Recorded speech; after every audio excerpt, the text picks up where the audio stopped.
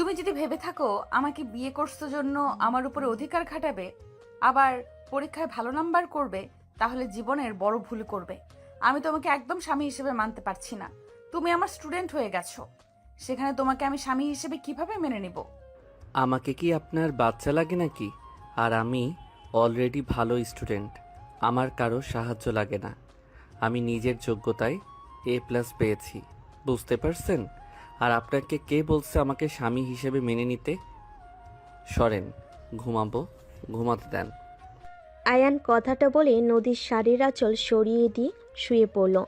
নদী আয়নের দিকে তাকিয়ে ফুঁসতে লাগলো।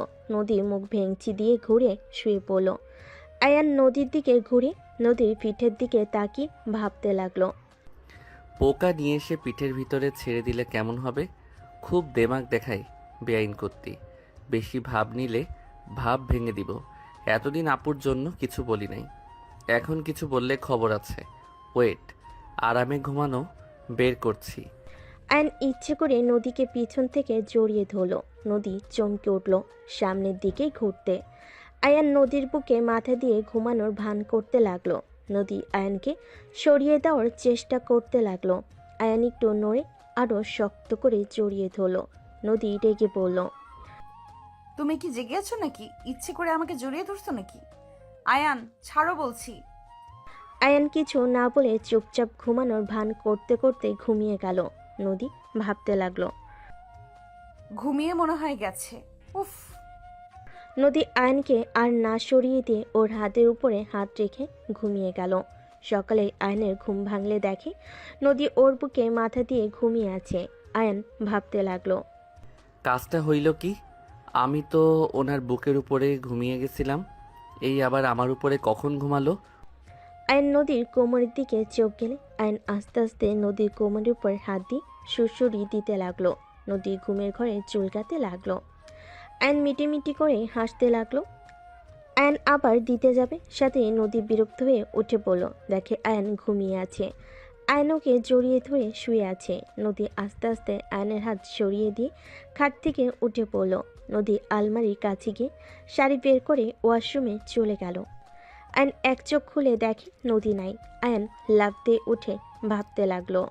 উফ, ওই বেডা বিয়ে করে নিয়ে যাওয়া বাদ দিয়ে গার্লফ্রেন্ড নিয়ে পালাইলো, আর ওর হবু বউ আমার কপালে চলে আসলো। কচু, যদি কোনোদিন সামনে পাই লাথি মারবো পিছনে, বজ্জাত পোলা। আয়ান কথাগুলো ভাবছিল। তখনই ফ্রেশ হয়ে নদী ওয়াশরুম থেকে বের হয়ে দেখে আয়ন কিছু নিয়ে ভাবছে। আয়ানকে দেখে নদী বলে ওঠে। ওই কি ভাবো এত? নদীর কণ্ঠ শুনে আয়ন পিছনে তাকিয়ে বলে। কিছু না। আয়ন কথাটা বলে উঠে আলমারি থেকে শার্ট প্যান্ট বের করে নদীর মাথা থেকে তোয়ালে খুলে নিলে নদী রাগী লুক নিয়ে তাকিয়ে কিছু বলবে, সাথে সাথে আয়ন ঠোঁটে কিস করে দিয়ে বলে, জামাই কোনো কিছু নিলে রাগ করতে হয় না। তোমাকে তো আমি। কিস করবেন নাকি? নদী থাপ্পড় মারতে যাবে, সাথে সাথে নদীর হাত ধরে আরেক হাত দিয়ে কোমর চেপে ধরে টান দিয়ে কাছে নিয়ে এসে দুহাত পিছনে ধরে বলে, এত রাগ ভালো না বউ, তুমি যে হট, তোমাকে তো খালি আদর করতে ইচ্ছে করছে। এতদিন তো বড় হাপু হিসেবে দেখছি, তাই কখনো সেইভাবে তোমার দিকে তাকাই নাই। এখন তোমাকে দেখে আমি পুরো ফিদা হয়ে গেছি। ভেজা চুলে তোমাকে অসাধারণ লাগছে। তোমাকে দেখে নেশা লেগে যাচ্ছে। আয়নের কথা শুনে নদী ধাক্কা দিলে আয়ন সাথে সাথে দেওয়ালের সাথে ঠেকে গেল। নদীর দিকে হাসি দিয়ে কিছু বলার আগে নদী বলে উঠল, ছি, তোকে ভদ্র নম্র ভেবে এসেছি। এতদিন তোকে নিয়ে কত প্রশংসা করছি সবার কাছে, আর তুই সবার সামনে নিজেকে যেভাবে প্রেজেন্ট করস, আসলে তো তুই তেমন না। কতটা নোংরা তুই! তোর জায়গায় আমি থাকলে আমি তো কখনোই এভাবে কথা বলতাম না। কথা বলা তো দূর, তাকাতামও না। আমি তোর কলেজের ম্যাম, তোর উচিত আমাকে সম্মান করা। আমাকে দেখলে তোর লজ্জা পাওয়া উচিত। আর আমাকে তুই বলস আমি হট? নদীর কথা শুনে আয়ন নদীর হাত ধরে টান দিয়ে নিজের সাথে জড়িয়ে নিয়ে বলে, মাই ডিয়ার ম্যাম, ভুলে যাচ্ছেন আপনি আমার স্ত্রী। আমি মেয়ে না যে শরম পাবো। আমার বউকে আমি যা ইচ্ছে বলবো, এইটা আমার ব্যাপার। আপনি কলেজে ম্যাম, বাসায় আমার বউ, এটাই আপনার পরিচয়। ছাড় বলছি। আর তোর বউয়ের পরিচয় নিয়ে আমার থাকা লাগবে নাকি? ভুলে যাস না, এটা আমার বাপের বাড়ি। তোকে এখানে আমার বাবা আশ্রয় দিয়েছে বলে থাকতে পারতেছিস। এখন আমার শ্বশুর বাড়ি, আমি এখন নিশ্চিন্তে থাকবো। আগে ভাবতাম আমার ভাগ্য অনেক খারাপ, আমার বাবা মা নাই, আমার বোন আমাকে বড় করছে, অনেক কষ্ট অভাবে বড় হয়েছি, অনেক অভিযোগ ছিল, এখন আর নাই।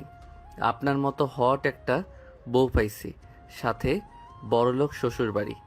আয়নের কথা শুনে নদী রাগ কন্ট্রোল করতে না পেরে আয়নের মুখে থুতু দিয়ে বলে, তোর বোন কত ভালো, আর তুই মানুষের বাচ্চা হতে পারস না। তোর বোন সহজ সরল, আর তুই হইছস শিয়ানা। অতি উড়া উড়িস না।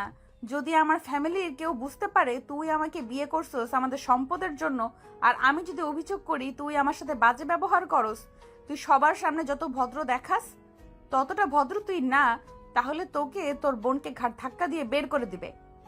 আয়ন নদীকে ছেড়ে দিয়ে ওর শাড়ির আঁচল নিয়ে মুখে লাগা থুতুগুলো মুছতে মুছতে বলতে লাগলো, আমি একবারও বলি নাই তোমাদের সম্পদের জন্য তোমাকে বিয়ে করছি। তোমাদের সম্পদে আমি থুতু দেই। আমার পড়াশোনা শেষ হইলে আমি তোমাদের সব ঋণ শোধ করে দিব। নিজে ভালো চাকরি নিয়ে তোমাকে ভাড়া বাসায় থাকবো।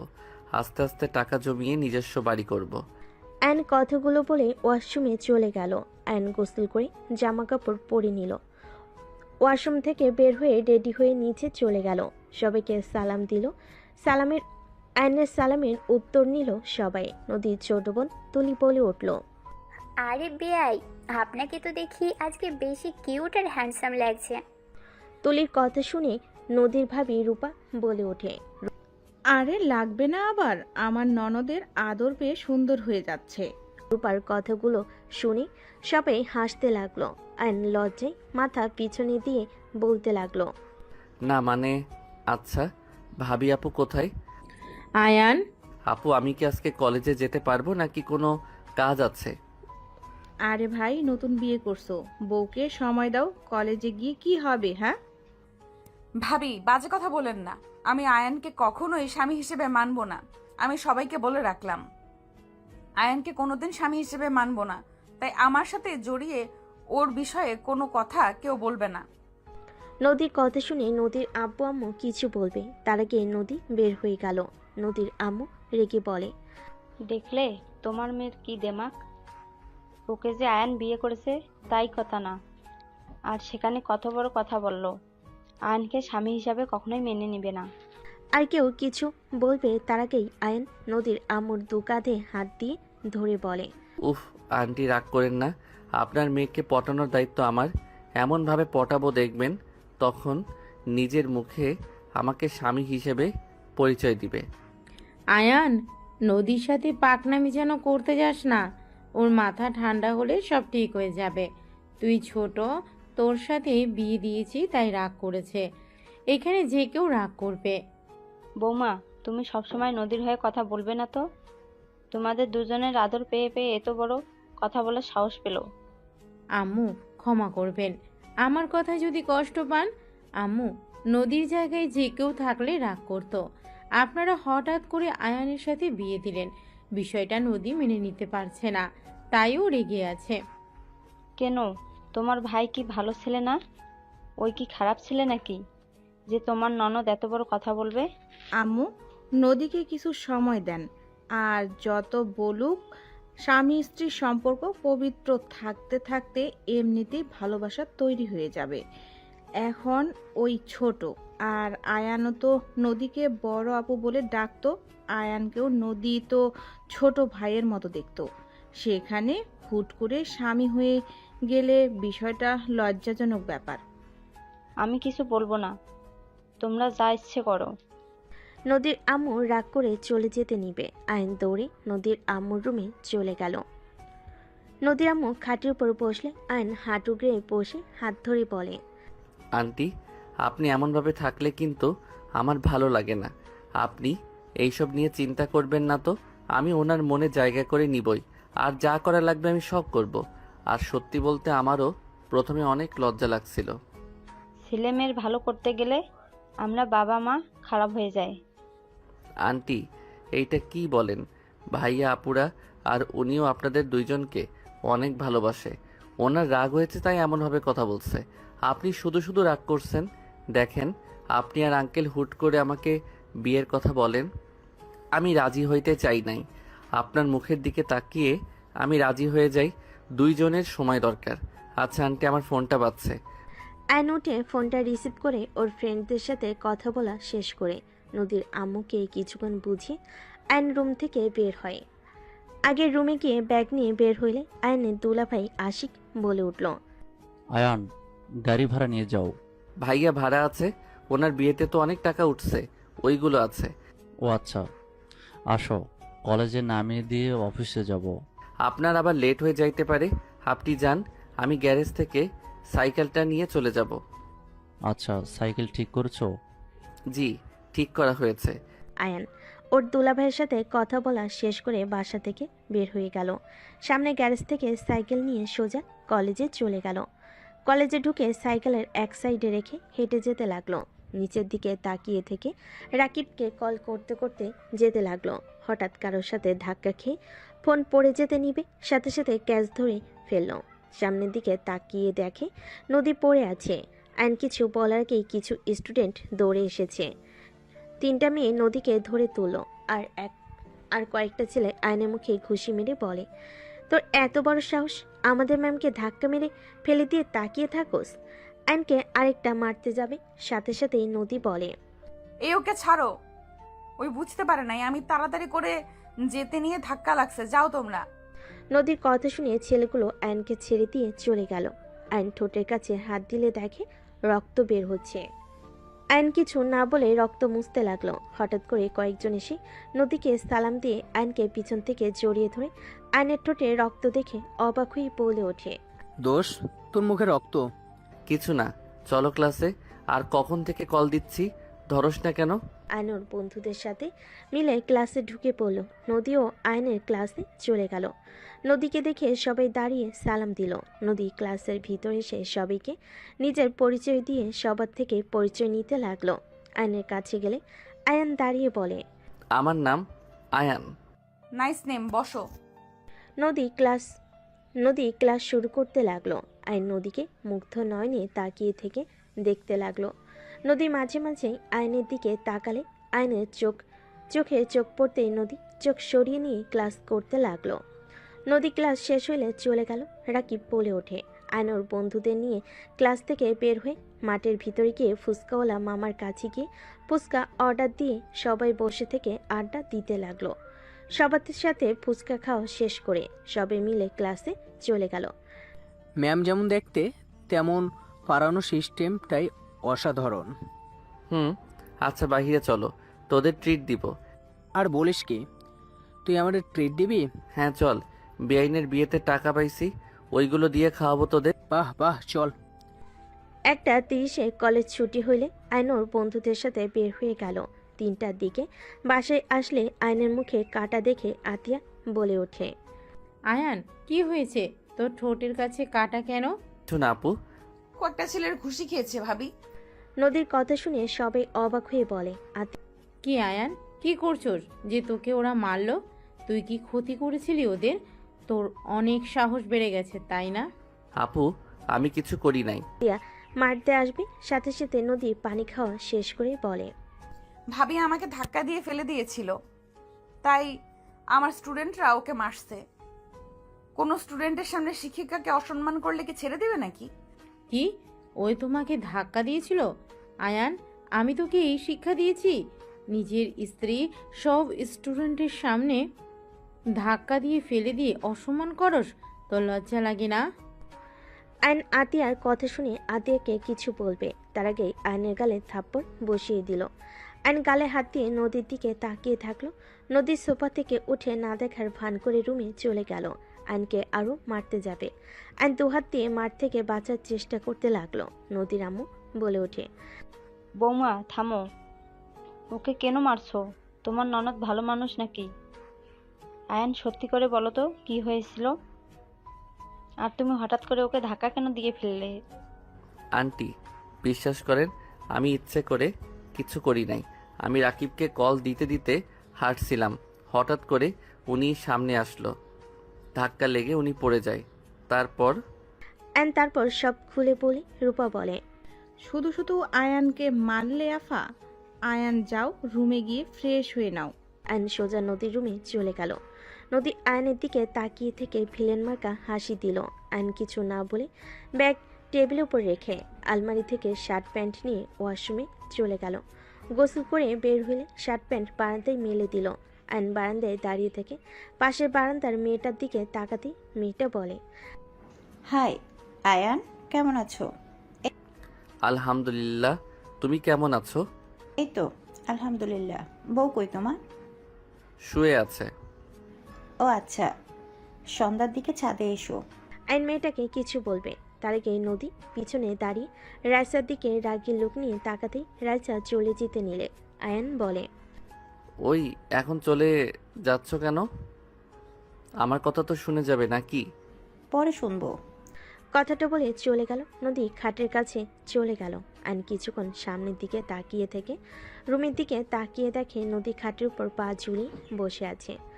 আয়ন রুমে গিয়ে নদীর পাশে বসে আস্তে করে চুলের খোপাটা খুলে দিলে নদী রাগী লোক নিয়ে তাকাতে আয়ন সাথে সাথে অন্যদিকে তাকিয়ে থেকে বলতে লাগলো, কাউকে চুল ছেড়ে দিয়ে থাকলে বেশি সুন্দর লাগে, বাতাসে উঠলে আরো সুন্দর লাগে।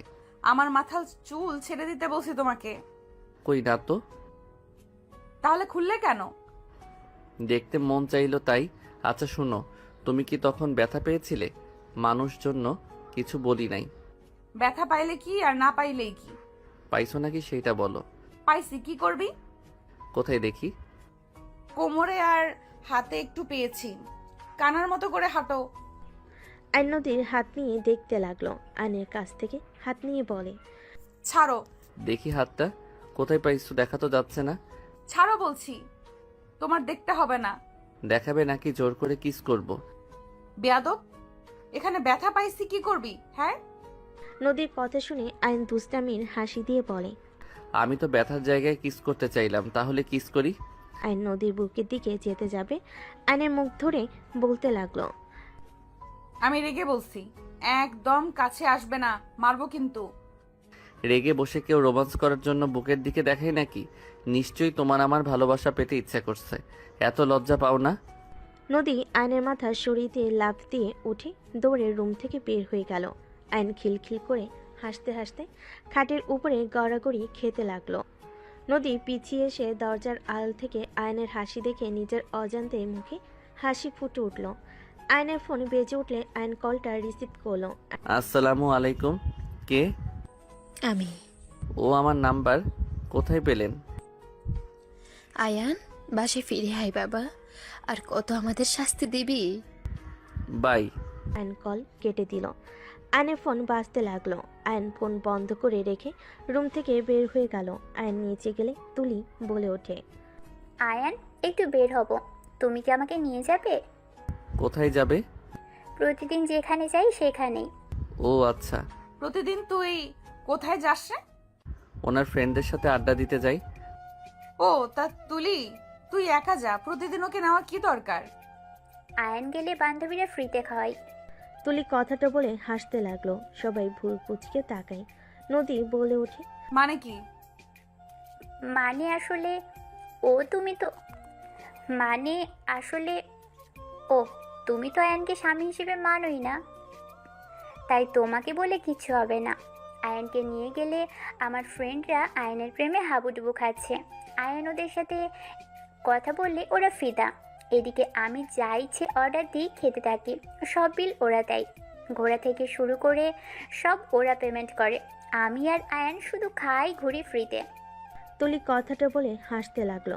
সবাই শুনে অবাক হয়ে তাকিয়ে আছে। নদী ঠাস করে তুলির গালে থাপ্পড় মেরে দিল, আর আতিয়া আয়নের গালে থাপ্পড় মেরে দিল। আয়ন তুলি দুজন দুজনের দিকে তাকিয়ে অসহায় চোখে তাকালে আতিয়া বলে ওঠে, মেয়েদের মন নিয়ে খেলা করতে খুব ভালো লাগে তোর, তাই না? সামান্য কিছু টাকার জন্য তুই ওই মেয়েগুলোর সাথে ফ্ল্যাট করস? তোর কোনো ধারণা আছে? আপু আমি কি করলাম? আয়নের গালে আরেকটা থাপ্পড় মেরে বলে, যখন ওই মেয়েগুলো জানতে পারবে তুই ওদের সাথে মজার ছলে এইসব করেছিস, কেমন লাগবে ওদের? কোনো ধারণা আছে তোর?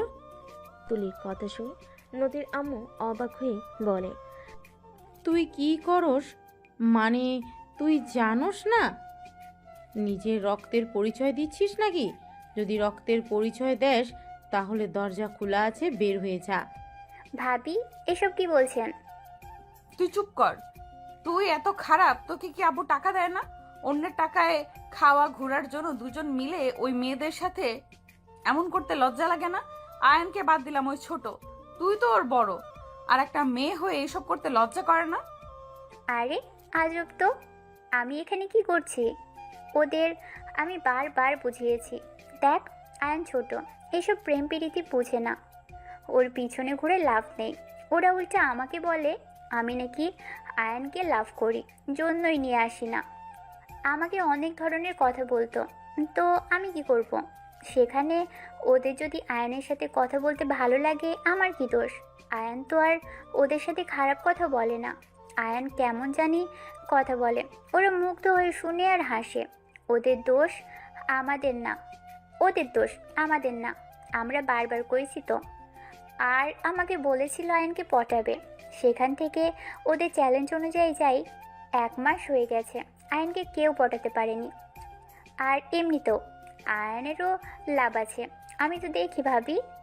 বাহ ভাইয়া, ওকে আসা যাওয়ার যে ভাড়া ওইটা দেয়, ওই সাইকেলে নিয়ে যাওয়ার কারণে ওই টাকা থাকে, ওটা দিয়ে খাই। প্রতিদিনের 50 টাকা হাত খরচ দিয়ে চলে নাকি? কি? বাট আয়ানকে তো 200 টাকা করে দেওয়ার কথা। নদীর আব্বু তো বলে দিয়েছে। আর 150 টাকা কই যায়? আমার কাছে থাকে। আম্মু আমার দোষ নাই, আতিয়া 50 করে দিতে বলে, এর বেশি দিতে না করেছে। আর যখন ওর খুব দরকার হয় তখন যে টাকা জমা থাকে ওইখান থেকে নিয়ে দিয়ে দেয়। বৌমা, এইটা একটু বেশি করে ফেলছো না আয়নার সাথে? অ্যান্ড আতিয়াকে কিছু বলার সুযোগ না দিয়ে উঠে দাঁড়িয়ে পড়ল। আপু, আমি আমার রক্ত পরিচয় দিচ্ছি, তুমি আমাকে এইটা বলতে পারলে? ওকে ঠিক আছে, দরজা তো খোলা তাই না? চলে যাচ্ছি, তুমি থাকো। আজ থেকে আমার দায়িত্ব তোমাকে নিতে হবে না। ধন্যবাদ আমাকে 8 বছর লালন পালন করার জন্য। এই ঋণ আমি হয়তো শোধ করতে পারবো না, বাট ভাই হয়ে আমার কর্তব্য আমি পালন করার চেষ্টা করব। আয়ন চোখের পানি গড়িয়ে পড়তে আয়ন মুছে চলে যেতে লাগলো।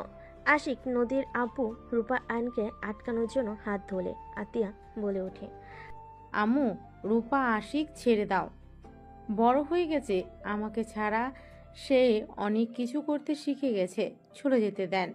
আর নদী ও আয়ানকে স্বামী হিসেবে মানে না, তাই কোনো চিন্তার বিষয় নেই যে ওই চলে গেছে নদী কষ্ট পাবে। বাহ, এইটা হবে। যা চলে যা চলে। আয়ান, দাঁড়িয়ে আছোস কেন? আতিয়া পাগল হয়ে গেছো নাকি? ওই একা কোথায় যাবে? আর তুমি ওকে ছাড়া থাকতে পারবে নাকি? এই দুনিয়াতে আমরা সারা, তোমাদের কোনো আত্মীয় আছে নাকি? কোথায় থাকবে ওই ভালো জানে, না হলে এত বছর কিছু না, আজ বলে বের হয়ে যাবে। বাহ, বড় হয়ে গেছে তো, যেতে দাও। বৌমা, বেশি বোঝা ঠিক না। আতিয়া আয়নের দিকে ধমকে সুরে বলে, তোকে যেতে বলেছি না? যা, বের হ। দাঁড়িয়ে আমার দিকে কি দেখোস? যা, ভাবতেছ সম্পূর্ণ ভুল, তোকে ছাড়া ভালোই থাকবো, বের হ। অ্যান্ড আশিকের হাত সরিয়ে দিয়ে বের হয়ে গেল। আশিক দৌড়ে আয়নের পিছন যেতে লাগলো। আয়ন কোনো কথা না শুনে বের হয়ে গেল। আতিয়ার চোখের পানিগুলো টলমল করতে লাগলো। রূপা আতিয়ার দিকে তাকিয়ে বলে, বের হয়ে যেতে বলে এখন কাঁদছো কেন? শুধু শুধু ওকে বের করে দিলে। ভাবি, আপনি এমনটা করে ঠিক করলেন না। আয়ন এসব করতে চায় নাই, আমি জোর করেছিলাম। আতিয়া কারো কোনো কথা না শুনে দৌড়ে চলে গেল রুমে। এদিকে আয়ন সিএনজিতে উঠে চলে গেল। আশিক বাসার ভিতরে গেলে নদীর আম্মু বলে, কি হলো? আয়ান আসলো না? না, সিএনজিতে উঠে চলে গেল। আর তুলি ফালতু কাজের ভেতরে ওকে জড়াতে হবে কেন? আমি কি জানতাম ভাবি এত রেগে যাবে?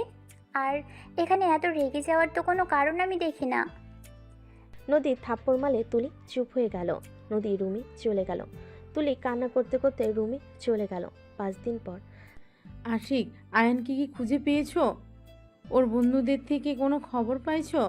5 দিন পর আতিয়াকে এত উতলা দেখে সবাই অবাক হয়ে তাকালো। আশিক অবাক হয়ে বলল, আয়ানের খবর শুনে কি করবে? ওকে পাইলে কি আর না পাইলে কি? তুমি তো 5 দিন ওর নাম শুনতে চাইলে না। আজ আবার কি হলো যে ওর খোঁজ চাচ্ছ? আশিক, ওই আমার ভাই। আমি রাগ করেছিলাম। আমি রাগের বশে একটা কথা বলে দিয়েছি, তাই বলে ও বাসা থেকে বের হয়ে যাওয়ার কথা বলবে? আমি কি আমার ভাইকে শাসনও করতে পারবো না নাকি? শোনো, আমাদেরও ভাই বোন আছে। আমার আম্মুও কোনোদিন তোমার মতো করে শাসন করে নাই। আমার আম্মু আব্বু কি কম রাগী নাকি? তুমি আয়ানকে যে পরিমাণ শাসনে রাখতে, তারপরও কোনোদিন তোমার মুখের উপরে কিছু বলে নাই। ওকে যেভাবে বলো সেইভাবে চলে। ওই ছোট মানুষ তুলির সাথে মিলে একটু মজা করছে, তাতে তুমি ওকে থাপ্পড় মারলে, বের হয়ে যেতে বললে। আমি বুঝলাম না, আমাদের ফ্যামিলি কোনো সমস্যা নাই আয়ানকে নিয়ে, তুমি এত রাগ শাসন কেন করো? তুমি বুঝবে না, অল্পতে খুশি থাকা ভালো, যেটা আমার ভাইকে আমি শিখিয়েছি। হ্যাঁ, আমি মানছি রাগের বশে আমি ওকে বকা দিয়েছি। ওর বোঝা উচিত ছিল আমি ওর ভালোর জন্য ওকে বকাগুলো দিয়েছি। ওই ছোট আর কত সহ্য করবে? এইটাই শাসন বলে না আতিয়া, পাগলামি বলে। আমার ছেলে মেয়েকে তুমি এত শাসন করতে পারবে না। ওরা বাসায় আসলে একদম ওদের উপরে এত শাসন চালাতে যাবে না, বলে দিলাম। Ashik, just shut up. Ashik, বৌমার সাথে ঝগড়া করিস না। তুই কি আয়ানের খোঁজ পেয়েছোস? নদী, ওই কি কলেজে আসে না? না, আমি খুঁজেছি, ওকে পাই নাই। ওর ফ্রেন্ডদের জিজ্ঞেস করলে বলে কিছু জানে না, ও সম্পর্কে বেশি ঘাটলে নানা ধরনের প্রশ্ন করবে, তাই আর কিছু বলি নাই। ওর ফ্রেন্ডদের তুমি চেনো নদী? বাট বাসা কই তা জানি না। মনে হয় বস্তির ওইদিকে হবে। ওদের ওইদিকে কয়েকবার যেতে দেখেছি। উফ, কেন যে রাগ দেখাতে গেলাম, ফোনটাও নেয় নাই। আতিয়া কান্না করতে লাগলো। রূপা আতিয়াকে ধরে হঠাৎ করে আতিয়ার কল বেজে উঠল। আয়নের ফোন দেখে কল এসেছে। আতিয়া তাড়াতাড়ি ফোনটা রিসিভ করলো। আসসালামু আলাইকুম, কে? ওয়ালাইকুম আসসালাম আতিয়া। ও আপনি? দেখেন, আয়ানকে আপনারা যদি নিয়ে যেয়ে থাকেন তাহলে আমার ভাইকে ফিরিয়ে দেন। আমার ভাইকে ছাড়া আমি থাকতে পারবো না। আমার ভাইকে ফিরিয়ে দেন। আতিয়া, এসব কি বলছো? আয়ান তোমার কাছে নাই? আপনি এমন অবাক হচ্ছেন, আপনারা ওকে নিয়ে গেছেন। আতিয়া, এসব কি বলো? আয়ানকে আমরা নিয়ে আসি নাই। আমরা তো লন্ডন, আমরা কিভাবে নিয়ে আসবো? আয়ানকে নিয়ে যাওয়ার জন্য এসেছিলাম, আয়ান আসে নাই। তোমার সাথে কথা বলারও সুযোগ দেয় নাই। সত্যি আপনারা ওকে নেন নাই? তুমি নাম্বারটা দেখো। আতিয়া নাম্বারের দিকে তাকিয়ে দেখে বাহিরের দেশের নাম্বার। আতিয়া কান্না করতে করতে বলে, ওকে রাখছি। আয়ান কোথায়? ওর কি হয়েছে? তুমি ঠিক আছো আতিয়া? আয়ানের সাথে কিছু হয়েছে তোমার? আতিয়া, কথা বলো। আতিয়া ফুপিয়ে ফুপিয়ে কান্না করতে করতে বলে, জানি না, আমার উপরে রাগ করে বের হয়ে গেছে। আজ 5 দিন ওর কোনো খোঁজ খবর নেই। আতিয়ার কথা শুনে আয়নের আম্মু থমকে গেল। আয়নের আম্মু বলে, কি বলছো? আমি সেই দিন কথা বললাম, ওই আমার ফোন কেটে দিয়ে ফোন বন্ধ করে দিয়েছিল। ওর বন্ধুদের সাথে যোগাযোগ করো, আমি মানুষ লাগিয়ে দিচ্ছি, তুমি কান্না করো না। আপনার সাহায্য আমার লাগবে না। আমি আমার ভাইকে একা খুঁজে নিয়ে আসব। আর আপনি আমার ভাইকে কেন কল দেন? আপনাকে কতবার বলেছি আমার ভাই আমার সাথে যোগাযোগ রাখার চেষ্টা করবেন না। আতিয়া, কেন এমন করছো? আমাদের কি ক্ষমা করা যায় না? আজ 9 বছর হয়ে গেল তোমরা দুইজন আমাদের থেকে দূরে। আমরা তো তোমার বাবা মা, কেন এমন করছো? তোমার আব্বুর ভুলের জন্য শেষ তো শাস্তি পেয়েছে। চুপ করেন, আপনাদের কথা আমি শুনতে চাই না। আমার ভাইকে আমি ফিরিয়ে নিয়ে আসব। আমি আমার ভাইয়ের উপর আপনার হাজবেন্ডের আর আপনার বড় ছেলের ছোঁয়াও পড়তে দিব না। Just hate you. আয়নের আম্মুকে কিছু বলতে না দিয়ে কল কেটে দিয়ে রাগে বসে ফোন আছাড় দিয়ে ভেঙে ফেলল। আতিয়ার এমন রাগ দেখে সবাই চমকে গেল। আতিয়া ওর ফোন বের করে একজনকে কল দিয়ে বলল, আসসালামু আলাইকুম, আমি আতিয়া। ওয়ালাইকুম আসসালাম। চাচ্চু, তুমি কোথায়? আমি যেখানে থাকার সেখানে আছি। আপনি আমাকে সাহায্য করতে পারবেন? কি হয়েছে চাচ্চু, কান্না করছো কেন? আমি আয়ানের পিক আপনাকে দিচ্ছি। 2 ঘন্টার ভিতরে ওকে খুঁজে বের করে দিবেন। কি হয়েছে আয়নের? আমার সাথে ঝামেলা হয়েছিল, রাগ করে চলে গেছে। 5 দিন ধরে ওর কোনো খোঁজ পাচ্ছি না। আমার যতটা ধারণা ও এই এলাকায় আছে। ওর কাছে বেশি টাকা নাই যে বাইরে যাবে। ঠিক আছে, কান্না করো না, আমি দেখছি। আতিয়া কথাগুলো বলে ফোন কেটে দিল। আয়নের পিক পাঠিয়ে দিল। আতিয়া নিজ থেকে সিম ভেঙে ফেল। আশিক বলে ওঠে, কাকে বললে যে 2 ঘন্টার ভেতর আয়ানকে বের করে দেবে? এইটা কিভাবে সম্ভব? আমরা 5 দিন ধরে খুঁজে যাচ্ছি, পাচ্ছি না। আর আয়ানের ফোনের সিম ভেঙে কেন ফেললে? এই সিম ফোনের কোনো দরকার নেই। আর যাকে বলেছি তার উপরে আমার বিশ্বাস আছে। আতিয়ার ফোন বেজে উঠলে আতিয়া কল রিসিভ করতেই আয়ান বলে ওঠে, আপু, ওরা আমাকে ধরে নিয়ে এসেছে। আপু আমাকে যেতে দিচ্ছে না। তুই বল আপু, বাসায় যেতে বলেছে। আয়ন কিছু বলার আগেই চাচ্ছু ফোন রিসিভ করে বলে, আতিয়া, আয়ান আজকে আমাদের কাছে থাক। তোমার আম্মুরা কাজিনরা ওকে যেতে দিবে না। আয়নকে আসতে দেন, ওই পরে গিয়ে ঘুরে আসবে। তুমি এখানে আছো? ভাই, আতিয়া কল কেটে দিল। আয়নের ফোনগুলো সিম সব টুকরো টুকরো তুলে ডাস্টবিনে ফেলে দিয়ে রান্নাঘরে চলে গেল। নদীর আম্মু আশিককে বলল, বৌমা আমাদের থেকে মনে হয় কিছু লুকাচ্ছে। ওর কথা বলার ধরন চেঞ্জ হয়ে গেছে। 2 ঘন্টার ভিতরে একটা মানুষকে কিভাবে খুঁজে বের করবে? আমিও বুঝতে পারছি না, এমন সরল নরম কণ্ঠে মানুষ কিভাবে এভাবে কথা বলতে পারে। রাগের চটে ফোন ভেঙে ফেললো। সবাই টুকটাক কথা বলতে লাগলো। 3 ঘন্টা পর কলিং বেল বাজার শব্দ হলো। কাজের লোক দরজা খুলতে চলে গেল। আইন ভিতরে ঢুকলো। সবাই অবাক হয়ে গেল। আতিয়ার সামনে কাপা কাপা কণ্ঠে বলল, আই এম সরি। লাস্টে 37 কার নাম্বার? আয়ান থমকে গেল। আয়ন ভয়ে ঢোক গিলে বলে, না মানে। আয়নের গালে সজোরে থাপ্পড় মেরে কলার ধরে বলে, না মানে কি? লাস্টে 37 কার? উত্তর দে আমাকে। আপু, আই এম সরি। আয়ন আতিয়াকে জোর করে জড়িয়ে ধরে কান্না করতে করতে বলে, আপু, আমাকে ক্ষমা করে দাও। বিশ্বাস করো, আমি তোমাকে ছাড়া কোথাও যাব না। উনি আমাকে কল দেয়, আমি ব্লগ দিতে গিয়েও পারি না। আমার ওনার কণ্ঠ শুনতে ভালো লাগে। ছাড় আমাকে, তাহলে চলে যা। তোকে কে থাকতে বলেছে এখানে? চলে যা। আমি তো খারাপ বোন, তোকে কোনো স্বাধীনতা দেই না। আমি সব সময় শাসনে রাখি। চলে যা তুই। আপু, আই এম সরি। প্লিজ আমাকে ক্ষমা করে দাও।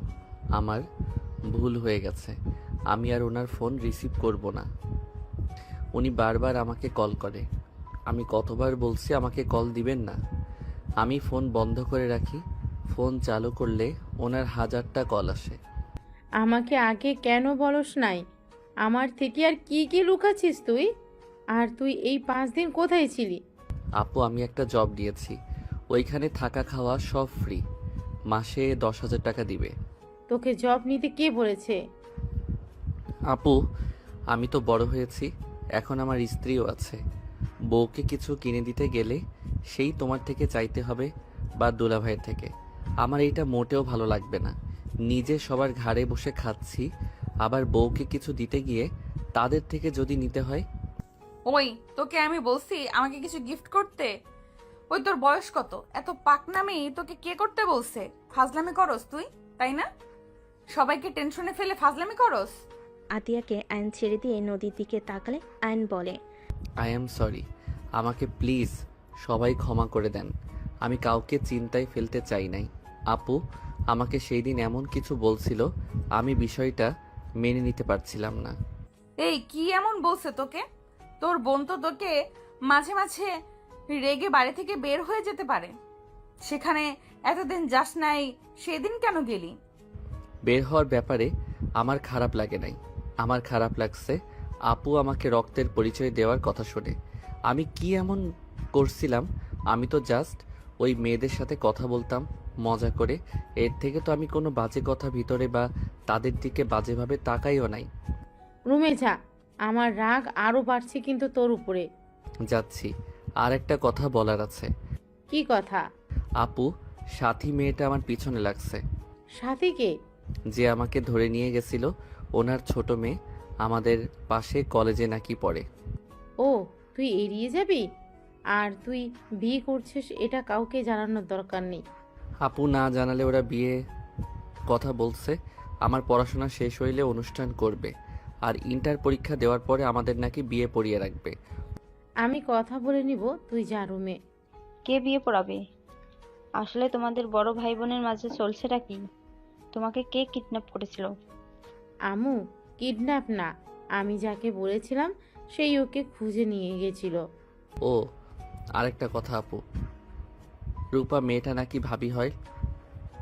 আঙ্কেলের কোম্পানির শেয়ারে যে মেয়েটা আছে উনি। কি? হুম। সব ঝামেলা একসাথে আসা লাগবে? রূপা ম্যাম তোমার ভাবি হয় মানে? কি বলো এসব? ওনার সাথে তোমাদের সম্পর্ক হওয়ার তো দূর, ওনাদের তো অনেক বড় বিজনেস আছে, ওনার শ্বশুর শাশুড়ি সব লন্ডন থাকে, উনি বছরের একবার আসে, ওনাদের সাথে তোমাদের সম্পর্ক থাকার কোনো ভাবে সম্ভব না। ওর কথা রাখো তো, ও তো বড় মাপের মানুষদের সাথে আমাদের কি সম্পর্ক হবে? সাথী ওর বড় বোন রূপা, রূপার আব্বুকে আমি চিনি, উনি তো ভালো মানুষ, গরিবদের সাহায্য করে, সেখান থেকে পরিচয়। ও তাই বলো? আয়ন চলে গেল। আতিয়া নিজের রুমে চলে গেল। তুলি বলে ওঠে, দেখছো, সাথী আমাদের সাথে পড়ে, আমাদের ক্লাসে টপার, সেও ওর পিছনে লেগেছে। শুধু আপু আয়নের মর্ম বুঝলো না। Just shut up. নদী ধমক দিয়ে চলে গেল। আয়ন গোসল করে পোশাক পরে খাটের পর বসতেই নদী বলে ওঠে, বড়লোক বউ পেয়ে যাচ্ছিস, তোর তো মনে হয় খুশিতে আজ ঘুম হবে না। বাজে কথা বলো না। চকলেট খাবে? তোর চকলেট তুই খা। আমার শার্ট দিয়ে নাক পরিষ্কার করছিলেন নাকি? একটা শার্টের অবস্থা খারাপ। হো, ঠান্ডা লাগছে দেখে তো মনে হয় না। কান্না করছেন নাকি? হি হি। আমার বউ আমাকে একটু হইলেও ভালোবাসে। চুপ কর, কে তোকে ভালোবাসে? হ্যাঁ, আয়নের সামনেই আঙ্গুল তুলে কথাগুলো বলতেই আয়ন সাথে সাথে নদীর হাত ধরে টান দিয়ে কোলে বসিয়ে দিয়ে পিছন থেকে জড়িয়ে ধরে ঘাট থেকে চুল সরিয়ে কিস করলে নদী কেঁপে উঠল। নদী নিজেকে ছাড়ানোর চেষ্টা করতে লাগলো।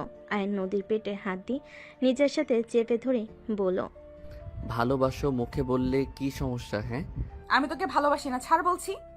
আয়ন নদীকে টান দিয়ে খাটের উপর ফেলে দিয়ে দুই হাত খাটের সাথে চেপে ধরে মুখের কাছে নিয়ে যেতে নিলে নদী নিজেকে ছাড়ানোর চেষ্টা করতে লাগলো। আয়নের নিঃশ্বাস যত মুখের উপর পড়তেছে নদী কেঁপে উঠতে লাগলো। আয়ন ঠোঁটের কাছে গেলে নদীর ঠোঁট জোড়া কাঁপতে লাগলো। আয়ন ঠোঁট জোড়া নিজের দখলে নিয়ে নিল। নদীর চোখ বন্ধ করে ফেলো। আয়ন নদীর ঠোঁট জোড়া নিজের দখলে নিয়ে নিল। নদীর নিঃশ্বাস ঘন হতে লাগলো। আয়ন আস্তে আস্তে নদীর শাড়ির আঁচলে হাত দিয়ে সরিয়ে দিতেই হঠাৎ করেই নদীর ফোন বেজে উঠল। নদী ধাক্কা দিয়ে সরিয়ে দিয়ে শাড়ির আঁচল ঠিক করে ফোন হাতে নিয়ে বারান্দায় চলে গেল। আয়ন ভুরু কুচকে তাকিয়ে বিড়বিড় করে বলতে লাগলো, শালা কল দেওয়ার সময় পেল না। আয়ন কথাটা বলে উঠে পড়তে বসলো। আয়ন পড়াশোনায় মনোযোগ দিতে লাগলো। নদী কথা বলা শেষ করে পিছনে ঘুরে আয়নের দিকে তাকিয়ে থেকে বারান্দা থেকে বের হয়ে ল্যাপটপ নিয়ে খাটে বসলো। আয়নের ফোনের কথা মনে পড়তেই আয়ন পিছনের দিকে ঘুরে তাকিয়ে বলল, বউ, আপু কি আমার ফোনটা নিয়ে নিয়েছে? ভেঙে ফেলছে, ফোন সিম দুইটাই। নদীর কথা শুনে আয়নের মন খারাপ হয়ে গেল। আয়ন আর কিছু না বলে চুপচাপ পড়তে বসলো। নদী আয়নকে দেখে বলল, এই সত্যি করে বলো তো, তোমরা ভাই বোন আমাদের থেকে কি কিছু লুকাচ্ছ নাকি? কি লুকাবো? আমার মনে হয় কিছু লুকাচ্ছ। লুকাচ্ছি। আপনাকে লাভ করি, আপনি বোঝেন না। ফালতু। নদী আর কিছু না বলে কাজ করতে লাগলো। আয়ন পরে মনোযোগ দিতে লাগলো। রাতে সবাই খেতে গেল। আয়ন খাবার খেতেই নদীর পাশে বসলো। আতিয়া সবাইকে খাবার দিতে লাগলো। আয়নকে খাবার দিলে আয়ন নিচের দিকে মাথা দিয়ে চুপচাপ খেতে লাগলো। হঠাৎ করে আতিয়ার দিকে তাকালে আতিয়া বলে ওঠে, কিছু বলবি নাকি? না। তাহলে বারবার তাকাচ্ছিস কেন? আয়ন কিছু না বলে খেতে লাগলো। আয়ন আতিয়ার দিকে তাকিয়ে বলে, আপু আমার খেতে ইচ্ছা করছে না। কেন, কি হয়েছে? কিছু না, আমি খাবো না, গলা দিয়ে ভাত নামছে না। আয়নের কণ্ঠটা কান্নামাখা হইলে আতিয়া বলে ওঠে, আর 1 মাস আছে কুরবানি ঈদের, তখন আমি তোকে ছেড়ে দিব। এই 1 মাস এখানে থাক। আর নদী তোকে যেহেতু পছন্দ করে না, নদী তুমি আয়ানকে ডিভোর্স দিয়ে দিও, ও এখান থেকে একেবারের জন্য চলে যাবে। আতিয়ার কথা শুনে নদীর বুকটা কেঁপে উঠল। আয়নের দিকে তাকালো। নদীর আম্মু বলে, এইসব কি বলো? ডিভোর্স দিব মানে? আর আয়ান এবার কোথায় যাবে? আম্মু দেখেন, নদী আয়ানকে অপছন্দ করে, সেখানে জোর করে কোনো সম্পর্ক রাখা উচিত না। আমার মনে হয় ডিভোর্স দেওয়া ভালো। আমাদের জন্য দুইজন একে অপরকে অপছন্দ করে জোর করে একই ছাদে থাকছে আমাদের জন্য। আমরা এইটা হতে দিতে পারি না। মেয়েদের স্বাধীনতা বলে একটা কথা আছে। একটা জিনিস বুঝলাম না, তুমি সব সময় মেয়েদের হয়ে এত কথা কেন বলো? মেয়ে হয়ে কি আমাদের কোনো স্বাধীনতা থাকবে না নাকি? বিয়ে সারা জীবনের ব্যাপার। সেখানে নদী আয়নকে সহ্য করতে পারছে না, সেখানে বাধ্য হয়ে আয়নের সাথে থাকার কোনো মানে হয় না। দুজনের জীবন নষ্ট। আমারও তাই মনে হয়, ওদের বাধ্য হয়ে সম্পর্কে রাখা উচিত না। দুজন চুপ করবে। খাবার খেতে দিবে নাকি উঠে চলে যাব? আতিয়া বসল, সবে খাবার খেতে লাগলো। আয়ন অল্প খেয়ে উঠে চলে গেল। আয়ন রুমে গিয়ে বসে থেকে ভাবতে লাগলো। উনি কি আসলে আমাকে ভালোবাসে না নাকি? একটা কথাও বললো না আপু, যে ডিভোর্সের কথা বললো কিছু বললো না, চুপচাপ কথাগুলো শুনলো। ওকে ডিভোর্স দিলে আমিও দিব। আমিও চাই না জোর করে ওনার সাথে থাকতে। ভালো লাগছে না, চারিদিকে শুধু অশান্তি। আয়ন কথাগুলো ভাবতে লাগলো। আয়ন খাটের এক কোণে শুয়ে থেকে কথাগুলো ভাবতে লাগলো। নদী রুমের ভিতর এসে আয়নকে ভাবতে দেখে কিছু বলল না। খাটে শুয়ে লাইট অফ করে দিল। ডিম লাইট জ্বালিয়ে উপরের দিকে তাকিয়ে থাকতে লাগলো। আয়ন নদীর হাতের উপরে মাথা দিয়ে পেট উপরে হাত রেখে জড়িয়ে ধরে বলল, তুমি কি সত্যি আমাকে ডিভোর্স দিবে? আচ্ছা, আমাকে কি সত্যি ভালোবাসা যায় না? আমি অন্য কাউকে ভালোবাসি। নদীর কথা শুনে আয়নের বুকের ভিতর কেঁপে উঠল। আয়ন এক সেকেন্ডের ভিতরে নদীর উপর থেকে হাত সরিয়ে নিল। আয়ন খাট থেকে নেমে বালিশ নিয়ে সোজা সোফায় চলে গেল। নদীর চোখের পানিগুলো গড়িয়ে পড়ল। নদী মনে মনে ভাবতে লাগলো, এই তোমার ভালোবাসা আয়ান? অন্য কাউকে ভালোবাসি শুনে আমার পাশের জায়গাটা ছেড়ে দিলে?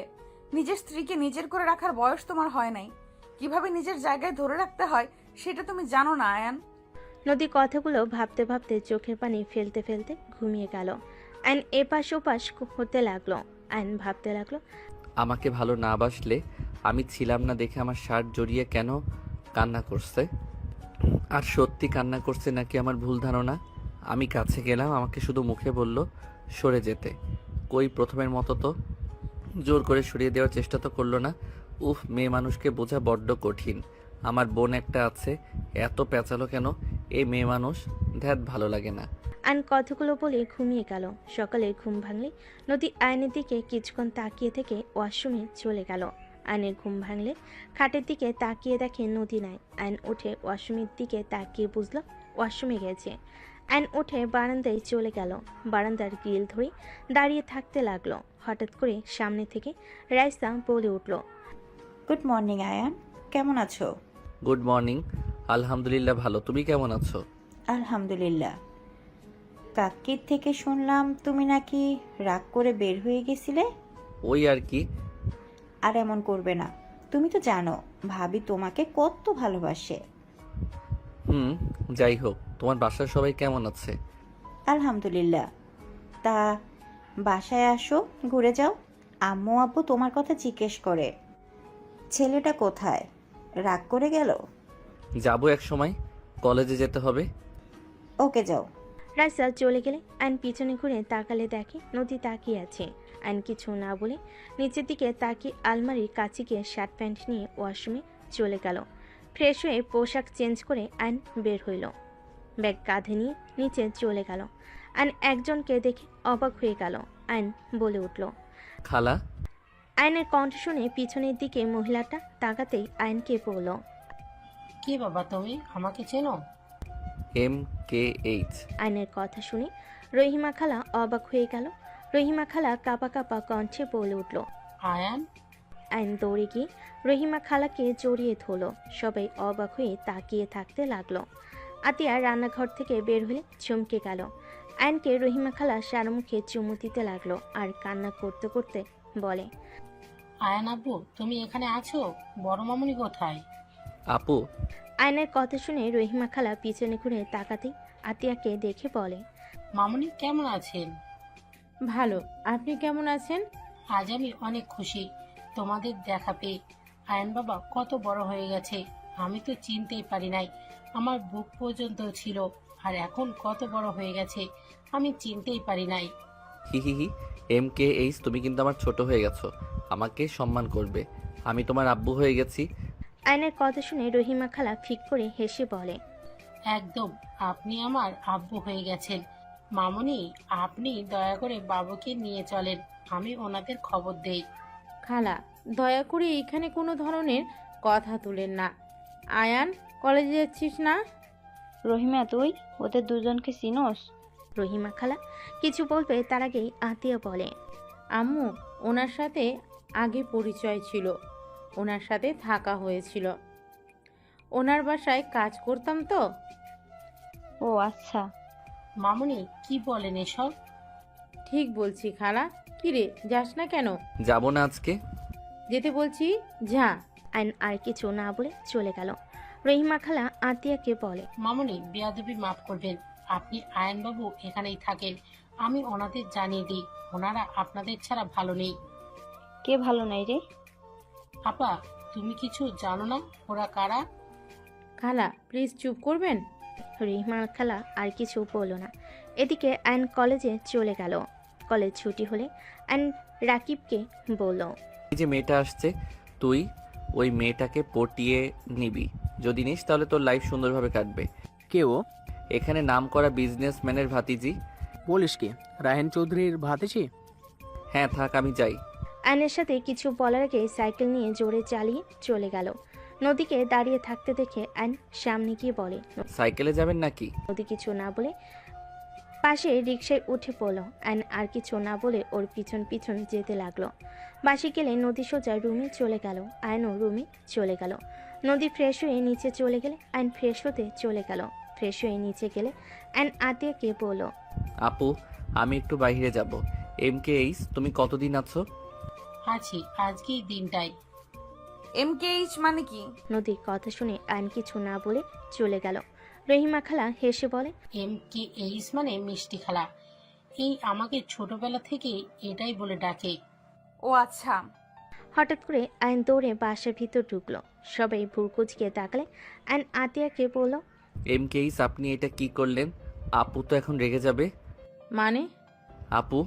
আয়নের কথা শুনে সবাই দরজার দিকে তাকাতেই থমকে গেল। সবাই ঢোক গিলতে লাগলো। নদীর আব্বু আম্মু দৌড়ে গিয়ে বলতে লাগলো, ম্যাম স্যার, আমাদের এই গরিবের ঘরে আপনারা প্লিজ ভিতরে এসে বসেন। এভাবে উত্তেজিত হবেন না, আমরা সাধারণ মানুষ, আমাদের দয়া করে এভাবে ট্রিট করবেন না। আর পাঁচটা মানুষকে যেইভাবে দেখেন সেইভাবেই দেখেন। স্যার, ম্যাম, আপনারা বসেন। আশিক ভালোভাবে সোফা পরিষ্কার করতে লাগলো। তুলি দেখে অবাক হয়ে বলল, ম্যাম আপনি? আমি তো বিশ্বাসই করতে পারছি না, আমি আপনার অনেক বড় ফ্যান। আপনার সাথে ছবি তোলা যাবে? আপনি আমার আইডল, আমি আপনার মতো বড় বিজনেসম্যান হতে চাই। শিওর, ইনশাল্লাহ আমার থেকে ভালো করবে তুমি। তুলি আয়নের আম্মুর সাথে ছবি তুলতে লাগলো। আয়নের আব্বু আম্মু বসলো। রহিমা খালা বলে ওঠে, ম্যাম বাবু। আয়নের দিকে তাকাতেই আয়নের আম্মু চোখের পানি ধরে রাখতে পারল না। আয়নের দিকে উঠে যেতেই আতিয়া আয়নকে টান দিয়ে নিজের কাছে দাঁড় করিয়ে বলে, আয়ান যেখানে যাচ্ছিলি সেইখানে যা। মামুনি, বাবুকে কেন সরিয়ে দিতে চাইছেন? খালা, আপনি কাজটা মোটেও ঠিক করেন নাই। আর খালা, টাকার কাছে বিক্রি হয়ে গেলেন। মামুনি। প্লিজ আমাকে মামুনি বলবেন না। বৌমা, আমার বোনের সাথে এরকম ব্যবহার করছো? যাও ওনাদের জন্য শরবত বানিয়ে নিয়ে আসো, গরমের সময়। আতিয়া চলে গেল আয়নের আব্বু আম্মুর জন্য শরবত বানিয়ে নিয়ে আসতে। খালা এগিয়ে গেলে আতিয়া হাত সরিয়ে দিয়ে বলে, মা হয়ে টাকার কাছে বিক্রি হয়ে গেছেন। আপনাকে দেখে আমার ঘৃণা হচ্ছে। আমার একটা মেয়ে মারা গেছে, এখনো আমার আরো সন্তানেরা আছে, তাদের ভবিষ্যৎটাকে নষ্ট করে দিতে পারি না। আতিয়ার আগে কিছু না বলে শরবত বানিয়ে বের হইল। রহিমা খালা আতিয়ার পিছন পিছন যেতে লাগলো। আতিয়া দুজনকে শরবত দিয়ে বলল, শরবত খেয়ে তিনজন বের হয়ে যান। আতিয়া, কি বলো? তোমার কোনো ধারণা আছে কাদের সামনে কথা বলছো? ম্যাম স্যার, দয়া করে কিছু মনে করবেন না। আতিয়া, বেশি করে ফেলছো কিন্তু। সমস্যা নাই, আপনারা ওনাকে কিছু বলবেন না। ম্যাম, কত ভালো। ওনাদের এত সম্মান করার কি আছে? আমরা মানুষ, ওনারাও মানুষ, মাথায় তোলার কোনো মানে হয় না। আশিক রাগে আতের হাত ধরে রাগী লুক নিয়ে তাকাতে রহিমা খালা তাড়াতাড়ি করে আশিকের হাত ধরে কিছু বলবে, সাথে সাথেই আতিয়া বলে, খালা ছাড়েন, আমার হাজবেন্ড আমার সাথে যেমন ইচ্ছে তেমন ব্যবহার করবে, হাত ছাড়েন ওর। আর আপনার ম্যাম স্যার নিয়ে এখান থেকে যান। উনি তোমার হাজবেন্ড? জি মিসেস রাহেলা চৌধুরী, উনি আমার হাজবেন্ড, আর ওনারা আমার শ্বশুর শাশুড়ি, আর ওই দুটা আমার ননদ। এইটাই আমার দেবরের বউ রূপা। তাই আমি চাচ্ছি না আপনারা দুইজন আমার শ্বশুর বাড়িতে বসে থাকেন। আয়নের আব্বু বলে ওঠে, আতিয়া প্লিজ আমাকে ক্ষমা করে দাও, প্লিজ তোমরা আমাদের সাথে চলো। আতিয়া রেগে বলে, অসম্ভব, আপনাদের সাথে আমরা কেন যাব? আপনারা চলে যান, আমাদের দয়া করে বিরক্ত করবেন না। আমরা আলহামদুলিল্লাহ অনেক সুখে আছি, প্লিজ চলে যান। আতিয়া, আর কত শাস্তি দিবে আমাদের? রহিমা তো আমাদের ক্ষমা করে দিয়েছে, সেখানে তুমি কেন আমাদের ক্ষমা করতে পারছো না? টাকা দিয়ে সব কিনতে পারবেন, আমাদের ভাই বোনকে টাকা দিয়ে কিনতে পারবেন না, বুঝতে পারছেন? আয়নের আব্বু বলে ওঠে, দেখো তোমার শ্বশুরের কোম্পানি লসের দিকে যাচ্ছে, তুমি আর আয়ান যদি আমাদের ক্ষমা করে আমাদের সাথে আসো, তাহলে আমি আশিকের কোম্পানির বড় করার সব কিছু দিয়ে দেব। দরকার হলে তোমাদের কলেজের ওইখানে যে কোম্পানি, ওটাই আশিককে দিয়ে দেব। আয়নের আব্বুর কথা শুনে আতিয়ার রাগে সামনে থাকা ফুলদানি এক আছাড়ে ভেঙে ফেল, আর রাগে চিল্লায়ে বলে ওঠে, আপনি আমার স্বামীকে লোভ দেখান, আপনার কোম্পানি আপনার কাছে রাখেন। দয়া করে এখান থেকে তিনজন যান। আপনারা যদি বেশি বুঝেন, আমি আয়নকে নিয়ে এখান থেকে চলে যাব। আপু, এই চুপ, তুই এখানে একটা কথা বলবি না। আপু আফিয়া আরুষ এসেছে, শান্ত হও। আতিয়া আফিয়া আরুষকে দেখে চুপ হয়ে গেল। দুজন দৌড়ে এসে নদীকে জড়িয়ে ধরল। আফিয়া বলে, ফুপ্পি, তোমরা দুইজন এখানে কার সাথে আসলে? আঙ্কেল আমাদের রেখে গেছে। মামা, তোমাকে কল দিলাম, ফোন বন্ধ কেন? ফোন সিম ভেঙে ফেলছে তোমার আম্মু। আসসালামু আলাইকুম। আপনাদের তো আমি ম্যাগাজিনে দেখেছিলাম আপনারা আমাদের বাসায়। ওয়ালাইকুম আসসালাম। আয়নের আম্মু আফিয়া আরুষকে জড়িয়ে ধরে সারা মুখে চুমু দিতে লাগলো। দুজন অবাক হয়ে তাকিয়ে থাকতে লাগলো। আফিয়া বলে ওঠে, আপনারা এত বড় মানুষ হয়ে আমাদের আদর করছেন। আমি তোমার নানি হই, আর ওইটা তোমার নানু ভাই হয়। সবাই অবাক হয়ে গেল। আফিয়া আরুষ অবাক হয়ে তাকিয়ে আছে। আফিয়া বলে ওঠে, কি বলেন? আমাদের তো নানা নানি নাই, আম্মু আর মামা আছে। আমার কথা বিশ্বাস না হলে তোমার মামা আর আম্মুকে জিজ্ঞেস করো। আফিয়া আতিয়ার আয়নের দিকে তাকিয়ে বলল, আম্মু, ওনারা কি আমার নানা নানি? হ্যাঁ।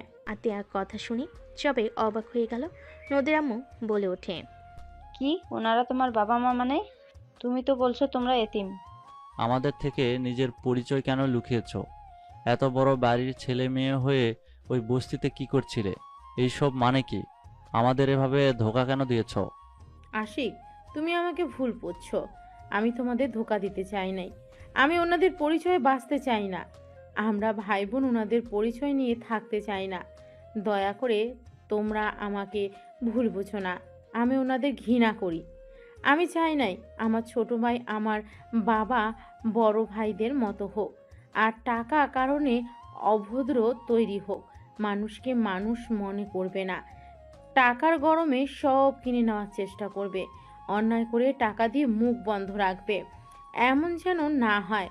সেই জন্য আমি আমার ভাইকে নিয়ে দেশে এসেছি। আমার ভাইকে আমি আমার মনের মতো করে বড় করতে পেরেছি, এটাই আমার সফলতা। ওইখানে যদি রাখতাম, আমার ভাই একটা অমানুষ হতো, আর ওই বাড়িতে আমার দম বন্ধ হয়ে আসতো। অনেক কিছু চাইলে বলা যায় না আশিক, শুধু এইটা মাথায় রেখো, এমন কিছু আছে যার জন্য আমার বাবা মা ভাইকে আমি ঘৃণা করি। কেন ঘৃণ্য করো? রাজপ্রাসাদ রেখে বস্তিতে থাকতে কি এমন করেছো যে তোমরা ওইখান থেকে চলে এসেছো? আর আয়ানকে এত শাসনে কেন রাখতে?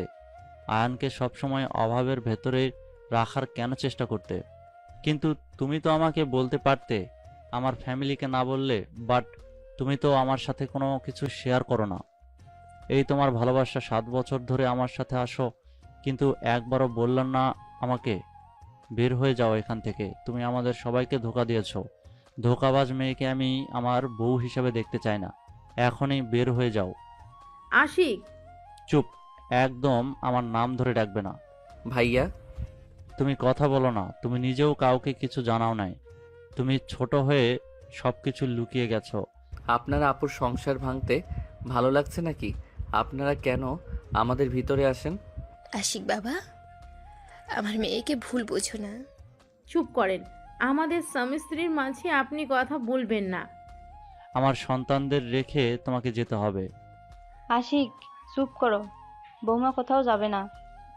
সবার সমস্যা থাকতে পারে, কোনো তো কারণ আছে। না হলে কেউ এত বড় জীবন যাপন রেখে সবার থেকে লুকিয়ে থাকে? আমি তো ওর স্বামী, কাউকে কিছু না বললে আমাকে তো বলতে পারতো নাকি? ওই আমাকে কিছু বলে নাই। আমি ওকে গরিব ভালো ভদ্র মেয়ে টিউটর হিসেবে বিয়ে করেছিলাম, আর ওই কিনা আমাদের মিথ্যা পরিচয় দিয়েছিল। মিথ্যা কথা বলে গেছে এতদিন। আতিয়া আশিকের পা জড়িয়ে ধরলে। আয়নের আপু কিছু বলতে যাবে, সাথে সাথে আয়নের আম্মু হাত ধরে থামিয়ে দিল। আতিয়া আশিকের পা জড়িয়ে ধরে কান্না করতে করতে বলে, আশিক প্লিজ, আমাকে ক্ষমা করে দাও। আমি মানছি আমার তোমাকে বলা উচিত ছিল, কিন্তু আমি তোমাকে বললে তুমি আমাকে বারবার জেরা করতে, কেন বের হয়ে এসেছি নানা ধরনের প্রশ্ন করতে, যেটা আমি তোমাকে বলতে চাই না। দেখো, সবার পার্সোনাল ব্যাপার থাকে যা সবাইকে বলা যায় না। প্লিজ আশিক, আমাকে ক্ষমা করে দাও। আর আমি সত্যিটা বললে তোমরা সবাই আমাকে ঘৃণা করবে। কি এমন কথা যে সবাই তোমাকে ঘৃণা করবে? আশিক, মামুনি অনেক ভালো। মামুনিকে তুই ভুল বুঝিস না, সব কিছু বলা যায় না।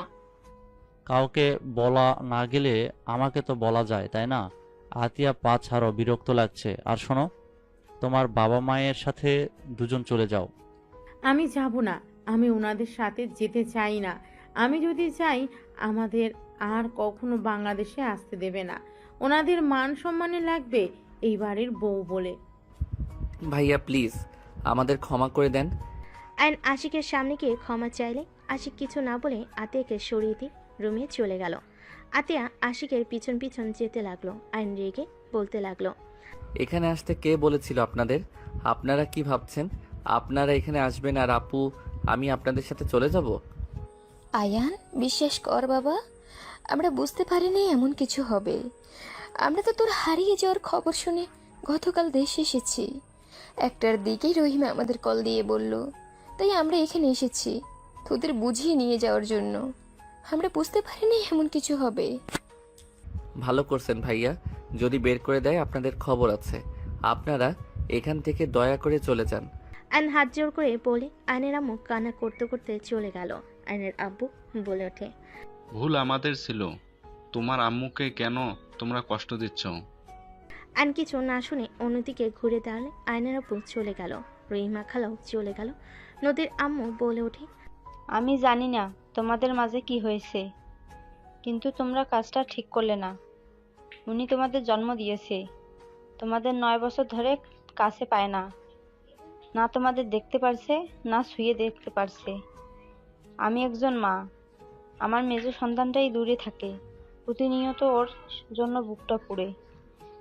আমি তাও আমার সন্তানের সাথে ফোনে কথা বলতে পারি, আর উনি তাও পারে না। উনি তোমাদের ছাড়া ভালো নেই। আমার মনে হয় তোমার বাবা মায়ের কাছে একবার যাওয়া উচিত। আপু আমার ভালোর জন্য আমাকে নিয়ে এত দূর চলে এসেছে। আপু অনুমতি না দিলে আমি কিছু করতে পারবো না। আমার মনে হয় ভাবিকে তোমার বোঝানো উচিত। সবাই মিলে কথা বলতে লাগলো। আর এইদিকে আতিয়া আশিককে বলতে লাগলো, শুনতে চাও কেন তাদের থেকে দূরে? ওকে, তাহলে শোনো। রহিমা খালা আমাদের বাসার বিশ্বস্ত কাজের লোক। উনি আমাকে আয়ান ভাইয়াকে বড় করেছে। লন্ডনে গেলে ওনার ছোট মেয়েকে নিয়ে যায়, আর ছোট মেয়ে আমার সাথে সব সময় থাকতো। আমি ওকে অনেক ভালোবাসতাম, ছোট বোনের মতো। ভাইয়াও ছোট মেয়েটাকে একা পেয়ে রেপ করেছিল। মেয়েটা সহ্য করতে না পেরে মারা যায়। আতিয়ার কথা শুনে আশিক যেন থমকে গেল, চোখ কপালে উঠে পড়ল। আশিক বলে ওঠে, কি রুমি ধর্ষণ হয়েছিল? ওই অ্যাক্সিডেন্ট করে মারা যায় নাই? আর ওই যখন ধর্ষণ হয় তুমি কোথায় ছিলে? ওটা মিথ্যা কথা ছিল। আমি আমার ফ্রেন্ডদের সাথে 7 দিনের ট্যুরে গেছিলাম। আর ট্যুরে গেলে আয়ান রুমি জন্য কিছু না কিছু আনতাম। সেই দিন ওর জন্য গিফট নিয়ে আসলে ওকে খুঁজলে কেউ কিছু বলে না, সবাই চুপচাপ হয়ে থাকে।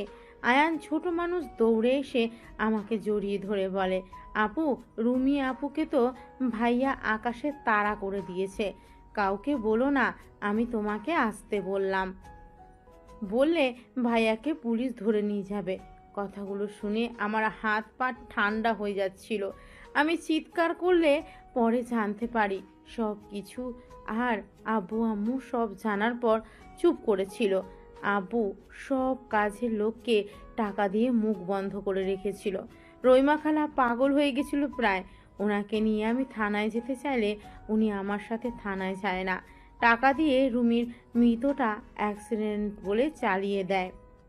আতিয়া কান্না করতে লাগলো, আশিকের দিকে তাকিয়ে বলে, তাহলে বলো ওই ফ্যামিলিতে কিভাবে থাকবো? ছেলে এত বড় অন্যায় করলো, অথচ বাবা মা কিছু বলে নাই, চুপ করে থাকছে। আর আমাকে মুখ বন্ধ রাখতে বলছে। আমাকে রুমে বন্দি করে রেখেছিল। আম্মু পর্যন্ত আমাকে হুমকি দেয়, সেখানে বলবে ওদের পরিচয় সবাইকে জানাই। আজও কেউ জানে না যে রুমির মৃত্যু সত্যিটা। এইটা আমাকে তিলে তিলে কুড়ে খাচ্ছে। আমার নিজের ভাই হলে কি হবে?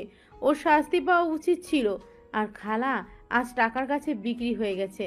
যা দেখতে পারছো সব আমার বাবার টাকায় করছে। তার বাকি সন্তানদের কথা ভেবে রুমির সাথে অন্যায় ভুলে গেছে। আমার সাথে শুধু থাকতো, তাতে আমি রুমিকে ভুলতে পারি নাই। আর উনি মা হয়ে টাকার কাছে বিক্রি হয়ে গেল। আতিয়া কান্না করতে লাগলো। আশিক আতিয়াকে জড়িয়ে ধরলো বুকের সাথে। আশিক আতিয়ার মাথায় চুমু দিল। আতিয়া বলতে লাগলো, ভাইয়া অনেক মেয়েদের জীবন নষ্ট করেছে। আমার তাতে ওকে দেখতে ইচ্ছে হতো না। লাস্টে রুমির সাথে যা করেছে সেইটা মেনে নিতে পারি নাই। আর বাবা মাকে তার হয়ে কথা বলতে দেখে পরে আর উপায় না পেয়ে আয়ানকে নিয়ে আমি পালিয়ে দেশে চলে আসি। আমি চাই না আয়ানও ভাইয়ার মতো হয়ে যাক। এখন বলো আমি কি খুব অন্যায় করেছি? যারা অন্যায়কে অন্যায় মনে করে না, আমার ঘৃণা হয় ওনাদের দেখলে। সেখানে তাদের পরিচয়ে কেন চলবো বলতে পারো? আই অ্যাম সরি, আমি তোমাকে ভুল বুঝেছি। তোমাকে নিয়ে আমার গর্ব হচ্ছে। আমি ভুল মানুষকে আমার জীবন সঙ্গী হিসেবে বেছে নেই নাই।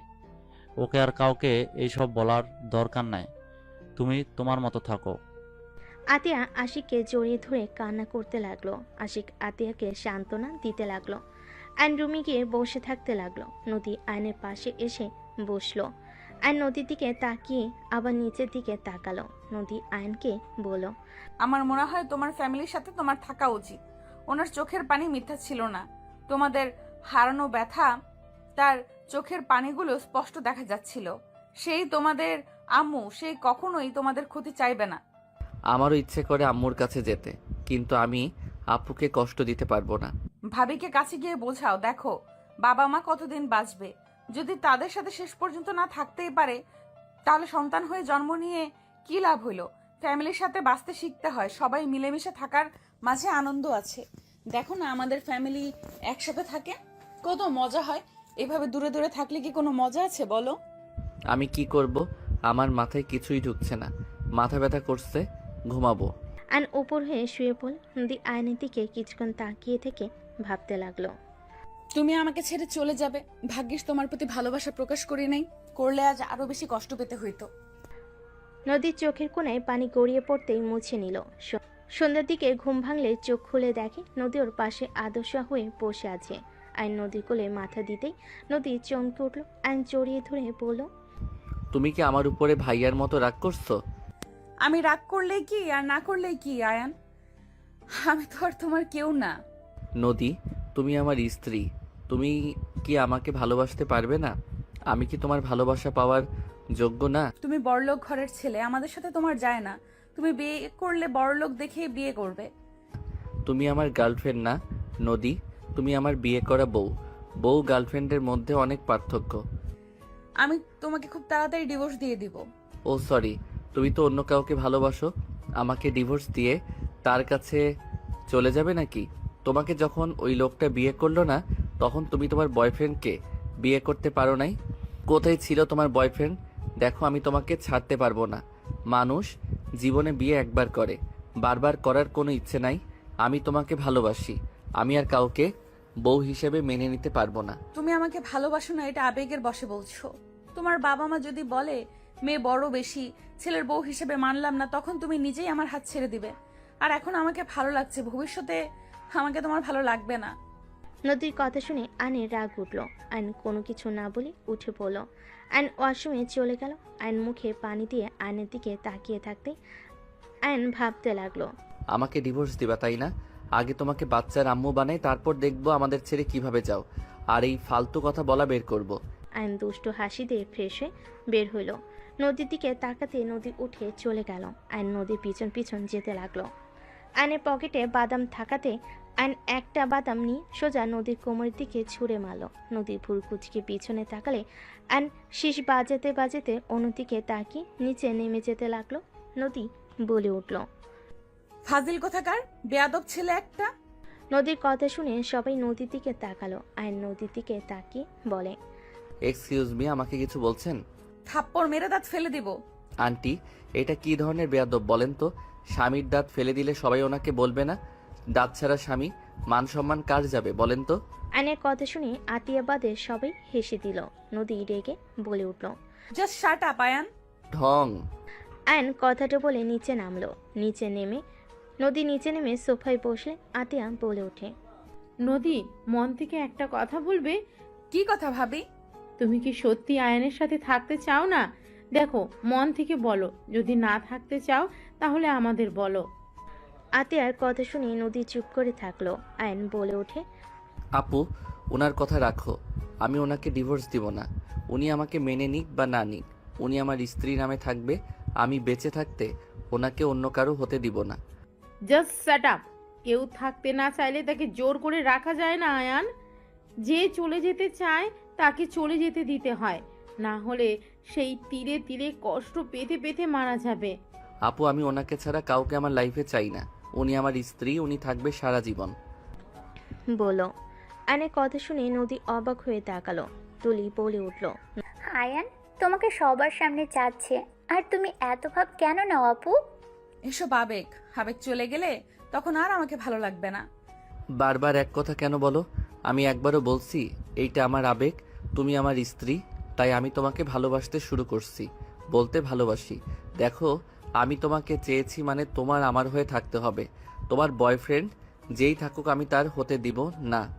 আয়ান, সব কিছুতে জেদ মানায় না। ওই না থাকলে জোর করে কিভাবে রাখবি? ওই আস্তে আস্তে ঠিক আমাকে ভালোবাসবে, এইটা আমার বিশ্বাস। চুপ কর নদী, তুমি ভেবে দেখো। যদি দেখো না থাকা সম্ভব না, তাহলে ডিভোর্স লেটার দিয়ে দিও। আমার ভাবার কিছু নাই, আমি ওর সাথে থাকতে পারবো না। নদীর কথা শুনে আয়নের রাগ হতে লাগলো। আয়ান বলতে লাগলো, মন থেকে বলছো নাকি? তুমি বুকে হাত দিয়ে আমার চোখের দিকে তাকিয়ে যদি এই কথা বলতে পারো, যাও, আমি তোমাকে নিজে ছেড়ে দিব। তোমাকে আমি কখনোই ডিস্টার্ব করব না। আয়ন নদীর সামনে গিয়ে হাঁটু গেড়ে বসে পড়ল। তাকাও আমার দিকে। এইসব ফালতু ডায়লগ দিবে না তো। আমি যেটা বলছি ওইটা করো। ওইসব করা লাগবে না আমার। আমি ভালোবাসি না, এটাই আসল কথা। এত নাটক আমি করতে পারবো না। নাটক লাস্টবার করো। আমার দিকে তাকিয়ে কথাগুলো বললে আমি আর তোমার সাথে থাকবো না। আয়ন জোরাজুরি করতে লাগলো।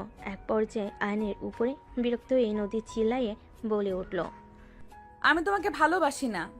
এক কথা কতবার বলবো? হ্যাঁ, তোমার দিকে তাকিয়ে বলছি, কান খুলে শুনে নাও। আমি তোমাকে ভালোবাসি না মানে ভালোবাসি না। তোমার সাথে সংসার করা আমার পক্ষে সম্ভব না। দয়া করে আমাকে মুক্তি দাও প্লিজ। আমার লাইফ থেকে চলে যাও তুমি। নদী কথাগুলো শেষ করতেই আয়ন কিছু না বলে উঠে পড়ল। আয়ন মুখে হাসি রেখা টেনে বলে, ঠিক আছে, মুক্তি দিয়ে দিব। বুঝেছি, আমার সব ধারণা ভুল ছিল। আসলে তুমি আমাকে ভালোবাসো না। আয়নের চোখের কোণে পানি আসতে লাগলো। আয়ন চোখ মুছতে লাগলো। তুলি কিছু বলতে গেলে আয়ন বলে, চুপ করো, আর কাউকে ওনাকে বোঝানোর দরকার নাই। আপু, ঠিক বলছো, জোর করে রাখা উচিত না। আসলে উনি আমাকে ভালোবাসে না, অন্য কাউকে ভালোবাসে। আতিয়া কিছু বলতে যাবে আইন রেখে নদীর দিকে তাকিয়ে বলল, 1 তালাক 2 তালাক। আয়ান কি করছিস? আয়ান এমনটা করো না। আপু, দয়া করে কেউ আমাকে বাধা দিবেন না। 3 তালাক। যান, আপনি আজ থেকে মুক্ত। সঠিক সময় ডিভোর্স লেটার পেয়ে যাবেন। আইন চোখের পানি মুছতে লাগলো। নদীর আম্মু থ হয়ে সোফায় বসে পড়ল। নদীর কানে তালাক শব্দটা ভাসতে লাগলো। নদীর শরীরের শক্তি যেন এক নিমিষেই হারিয়ে গেছে। নদী পাথরের মতো বসে থেকে আইনের দিকে তাকিয়ে থাকতে লাগলো। আইন চোখ মুছতে মুছতে বলে, আপু, আমি এখানে থাকতে পারবো না। আমি আম্মু আব্বুর সাথে একদিন থাকতে চাই। তারপর আমার মন যেদিকে যাবে আমি সেদিকে চলে যাব। কোথায় যাবি? জানি না, এখানে আমি আর থাকতে পারবো না। ওনাকে দেখলে আমার কষ্ট হবে। ওকে, তুই যা আম্মু আবুর কাছে, আমি ঠিকানা বলে দিচ্ছি। আপু, একটা কথা বলবো? দেখো, ভাইয়া ভুল করছে। আম্মুর তো কোনো দোষ নাই। সময় হইলে তুমিও চলে এসো আপু, দেখা করতে। উনি আমাদের জন্ম দিয়েছে। যত রাগ দেখাও না কেন আপু, তুমিও আম্মুকে অনেক মিস করো। যদি কখনো মনে হয় চলে এসো। আর আঙ্কেল আন্টি, ভাইয়া, তুলি ভাবি, আমাকে ক্ষমা করে দিয়েন আমি আপনাদের সাথে অন্যায় করে থাকলে। আরুষ, আফিয়া মামা, তোমাদের অনেক ভালোবাসি। সাবধানে থেকো, মামাকে ভুলে যাও না। আইন আরুষ আফিয়াকে জড়িয়ে ধরে আদর করতে লাগলো আর চোখ মুছতে লাগলো। আইন ওর আপুকে জড়িয়ে ধরে বলল, ভালো থেকো আপু, আর বিআইন ভালো থাকবেন। আজ থেকে আপনি আমার আবারও বিআইন হয়ে গেলেন। আপনাকে মুক্ত করে দিয়েছি। ভুল করলে ক্ষমা করে দিয়েন। আইন চোখের পানি মুছতে মুছতে বের হয়ে গেল। নদীর আপু আম্মু চুপচাপ বসে থাকলো। আশিক রেখে নদীর দিকে তাকিয়ে বলল, নেন, তোকে তো মুক্তি করে দিল। এখন সুখে থাক। সব কিছুতে তো নিজের সিদ্ধান্ত উপরে থাকস। আমাদের ক্ষমা কর। আয়ানের সাথে তোকে বিয়ে দিয়ে আমরা বড় ভুল করেছিলাম। যাক, তুই নিজেই তো সরিয়ে দিলি। ভালো করছস। ডিভোর্স লেটার পাঠিয়ে দিস ওকে। আশিক রেগে চলে গেল। নদীর চোখ দিয়ে পানি গড়িয়ে পড়তে লাগলো। তুলি নদীকে ধাক্কা দিতে নদী ফুলরে পড়ে গেল। আতিয়া দৌড়ে গিয়ে নদীকে দেখে নদী অজ্ঞান হয়ে গেছে। আতিয়া রূপা ডাকতে লাগলো। তুলি দৌড়ে গিয়ে পানি নিয়ে আসলো।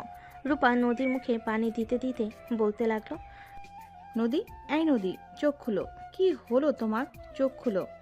নদী, চোখ খোলো। নদীর জ্ঞান ফিরলে নদী উঠে দাঁড়িয়ে গেল। কাউকে কিছু না বলে পাথরের মতো সোজা শির ভেঙে উপরে চলে গেল। রুমে গিয়ে দরজা লাগিয়ে দিয়ে নদীর জোরে চিৎকার দিয়ে হামা করে কান্না করতে লাগলো। নদী কান্না করতে করতে খাটের উপর হয়ে শুয়ে পড়ে। কান্না করতে করতে বলতে লাগলো, আমার এত কষ্ট কেন হচ্ছে? আমি নিজেই তো তোমাকে বাধ্য করলাম। কিন্তু আয়ান, তুমি আমাকে কিভাবে তালাক দিতে পারলে? তুমি আমার মন বুঝেও কিভাবে লাস্টে এটা করতে পারলে? নদী কথাগুলো বিড়বিড় করে কান্না করতে লাগলো। এদিকে আইন ঠিকানা অনুযায়ী চলে গেল। আইন বাসার সামনে গেলে দারোয়ান আইনকে থামিয়ে দিল। আইন বলতে লাগলো, আমাকে যেতে দেন, আমি এই বাড়ির ছেলে। আইনের কথা শুনে দারোয়ান বডিগার্ড হাসতে লাগলো।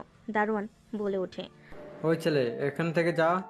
বিরক্ত করিস না, বেশি বুঝলে পুলিশে ধরিয়ে দেব। কথাগুলো বলে একজন আইনকে ধাক্কা দিলে সাথে সাথে এক গাড়ির সাথে ধাক্কা খেলো। ধাক্কা খেয়ে রাস্তায় পড়ে গেল। গাড়ি থেকে সাথে বের হয়ে দৌড়ে আইনের কাছে গিয়ে তুলে পড়ল। আয়ান, তুমি এখানে? আর ওই, আপনারা ওকে ধাক্কা কেন দিলেন? আর একটু হলে কি হতো? দারোয়ান সাথীকে সালাম দিয়ে বলে, ম্যাম, এই ছেলেটা কখন থেকে বিরক্ত করছে? বলে উনি নাকি স্যারের ছেলে।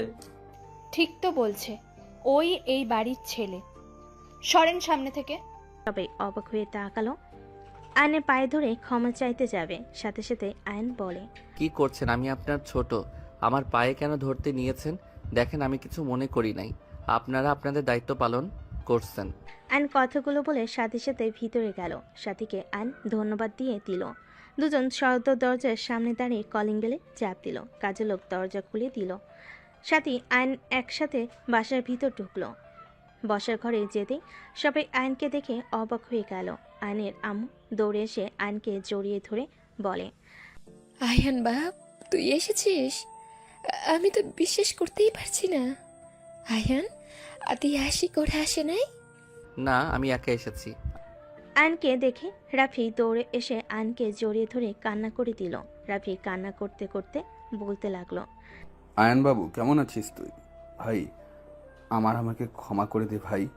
রাফি আয়নকে জড়িয়ে ধরে কান্না করতে লাগলো। আয়নকে দেখে সবাই এক এক করে আয়নকে আদর করতে লাগলো। আয়ন সবার সাথে কুশল বিনিময় করলো। আয়নের আব্বু বলে, আয়ান, আতিয়া আসবে না? আমি জানি না। আচ্ছা আয়ান, চল রুমে গিয়ে ফ্রেশ হয়ে নে বাবা। আয়নের আম্মু আয়নকে নিয়ে রুমে চলে গেল। 5 বছর পর আম্মু আপুরা আসবে না? সবাই আসবে, তোর বিয়ে আর তোর বোন আসবে না, তা কি হয় নাকি? আপু তো আমার সাথে কথা বলছে না। আসবে, চিন্তা করিস না তো, ওই যে এসে গেছে। অ্যান সদর দরজার দিকে তাকালে আরুষ আফিয়া দৌড়ে এসে অ্যানকে জড়িয়ে ধরলো। অ্যান ওদের আদর করতে লাগলো। আতিয়ার দিকে তাকাতেই নদীকে দেখতে পেয়ে অ্যানের বুকটা কেঁপে উঠল। অ্যানের আব্বু আম্মু ভাবি সবাই নদীর ফ্যামিলির সাথে কথা বলতে লাগলো। অ্যান আতিয়ার কাছে এগিয়ে গেলে আতিয়া কিছু না বলে হাঁটা দিল। অ্যান বলে ওঠে, আপু আমি কি করছি? কেন আমার সাথে এমন করছো? 3 বছর ধরে আমার সাথে ঠিকভাবে কথা বলছো না। ওই আপু কি হয়েছে তোমার? দয়া করে আমার কানের কাছে ভ্যান ভ্যান করবেন না। আপনার বিয়ে, তাই সবাই মিলে খেতে এসেছি, আপনার ভ্যান ভ্যান শুনতে আসি নাই। আতিয়া কথাটা বলে চলে গেল। আর নদীর আব্বু আম্মু তুলি আশিকের সাথে কুশল বিনিময় করলো। নদীর দিকে তাকাতেই নদী মিষ্টি করে হেসে বলে, অভিনন্দন বিআই। ধন্যবাদ। কেমন আছেন? জি আলহামদুলিল্লাহ, অনেক ভালো। ভিতরে আসেন। আয়ন সবাইকে ভিতরে আসতে বলল। আয়নের আম্মু বলে, আয়ান, মামনিদেরকে রুমে নিয়ে যা। ঠিক আছে আম্মু। আয়ন নদী তুলির লাগেজ নিয়ে হাঁটতে লাগলো। দুজন আয়নের পিছন পিছন যেতে লাগলো। তুলি বলে ওঠে, আয়ান, তোমাদের বাসাটা তো বিশাল বড়, এত বড় বাসায় থাকতে ভয় লাগে না? একটু তো ভয় লাগতো, এখন বিয়ে করতে যাচ্ছি, বউ পাশে থাকলে ভয় আসার প্রশ্ন ওঠে না। ও আচ্ছা। হুম। নদী তুলি আয়নের পিছন পিছন যেতে লাগলো। আয়ন ওদের রুম দেখিয়ে দিয়ে রুম থেকে বের হয়ে গেল। আয়নের বুকের ভিতর ঝড় উঠতে লাগলো। আর নিজেকে সামলিয়ে নিয়ে ওর কাজিনদের সাথে আড্ডা দিতে চলে গেল। সন্ধ্যের দিকে আয়ন রুমে একা বসে আছে, এক দৃষ্টিতে ফ্লোরের দিকে তাকিয়ে আছে। আয়নের আম্মু ডাক দিলে আয়ন ভাবনার জগৎ থেকে বের হয়ে নিচে চলে গেল। আতিয়া না তাকিয়ে অন্যদিকে তাকালো। আয়ন ওর আম্মুর দিকে তাকিয়ে বলল, কিছু বলবে? সারাদিন রুমে কি করিস? হ্যাঁ, এতগুলা বিআই থাকতে সবাইকে নিয়ে একটু ঘুরে আসতে পারিস না? ওই খচ্চর চারটা তোদের কাজ কি ছিল? আয়নের কথা শুনে ওর এক কাজিন বলে, ভাইয়া আমার দোষ নাই, ওনারা তোমার কথা বলে, সবাই একসাথে যাবে। আম্মু আমি একটু সাথীদের বাসায় যাব। বাব্বা, আয়ান, বউকে কি চোখে হারাচ্ছ নাকি? তুলির কথা শুনে নদী আতিয়া বাদে সবাই হাসতে লাগলো। অ্যান মুখে হাসি রেখা টেনে বলে, হুম। ওকে, যাও যাও, আগামীকাল তো গায়ে হলুদ, তারপর বিয়ে। এখনো তাকে পেতে হইলে 2 দিন অপেক্ষা করতে হবে। রাফি আয়নের দিকে তাকিয়ে বলে, আয়ান তুই ঠিক আছিস? কোনো কিছু নিয়ে চিন্তায় আছিস নাকি? দেখ, তোর যদি ওই বিয়েতে মত না থাকে সোজা বলে দে, আমি ওদের বুঝিয়ে নেব। তোর উপরে প্রেশার দিতে চাই না। রাফির কথা শুনে আতিয়া বলে ওঠে, আপনি আবার অন্যের কথাও ভাবেন? রাফি আতিয়ার কথা শুনে চুপ হয়ে গেল। আর কিছু না বলে আরুষ আপিয়ার সাথে খেলা করতে লাগলো। আইন কিছু না বলে যেই ঘুরতে যাবে, পিছনে সাথে সাথে রাকিবকে দেখে আইন খুশিতে জড়িয়ে ধরল। দোস্ত তুই এসেছিস? তোর বিয়ে আমি আসবো না তা তো হয় না। তোর শালিকার সাথে প্রেম তো করা লাগবে নাকি? শালা? তুই শালা হবি, আমি না। ওকে যেই হোক চল আমার সাথে, আমার ভালো লাগছে না। কোথায় যাব? যেখানে যাওয়ার কথা। আরে এটাই তো ম্যাম। রাকিব আইনকে ছেড়ে দিয়ে নদীর সামনে গিয়ে বলে, আসসালামু আলাইকুম ম্যাম, কেমন আছেন? ওয়ালাইকুম সালাম, ভালো। তুমি কেমন আছো?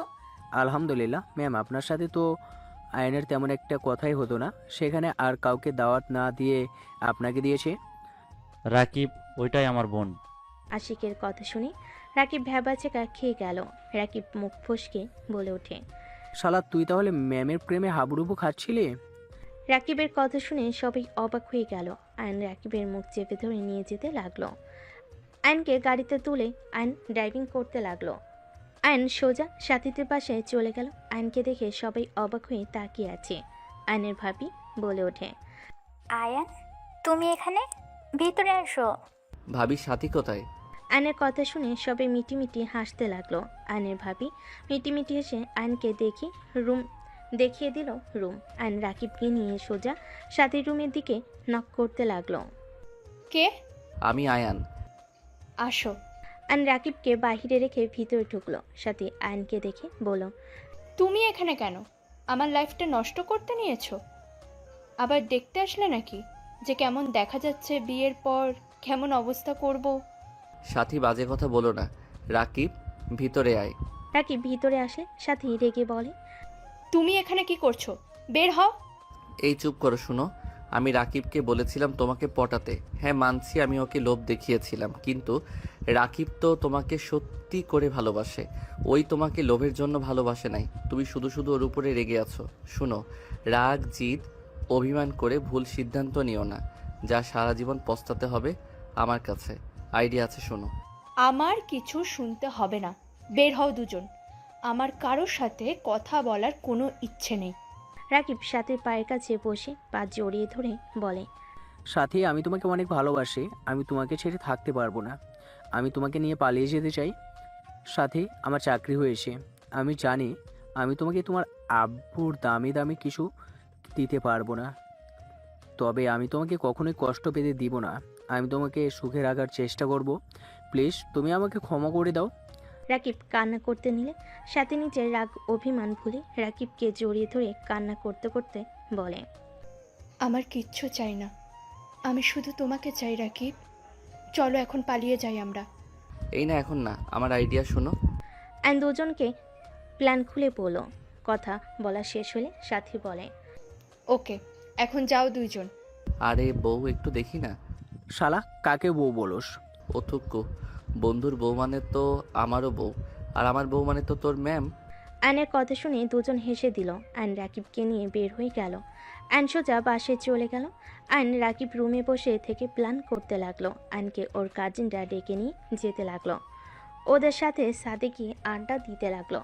রাতে দুজন রুমে গিয়ে ঘুমিয়ে গেল।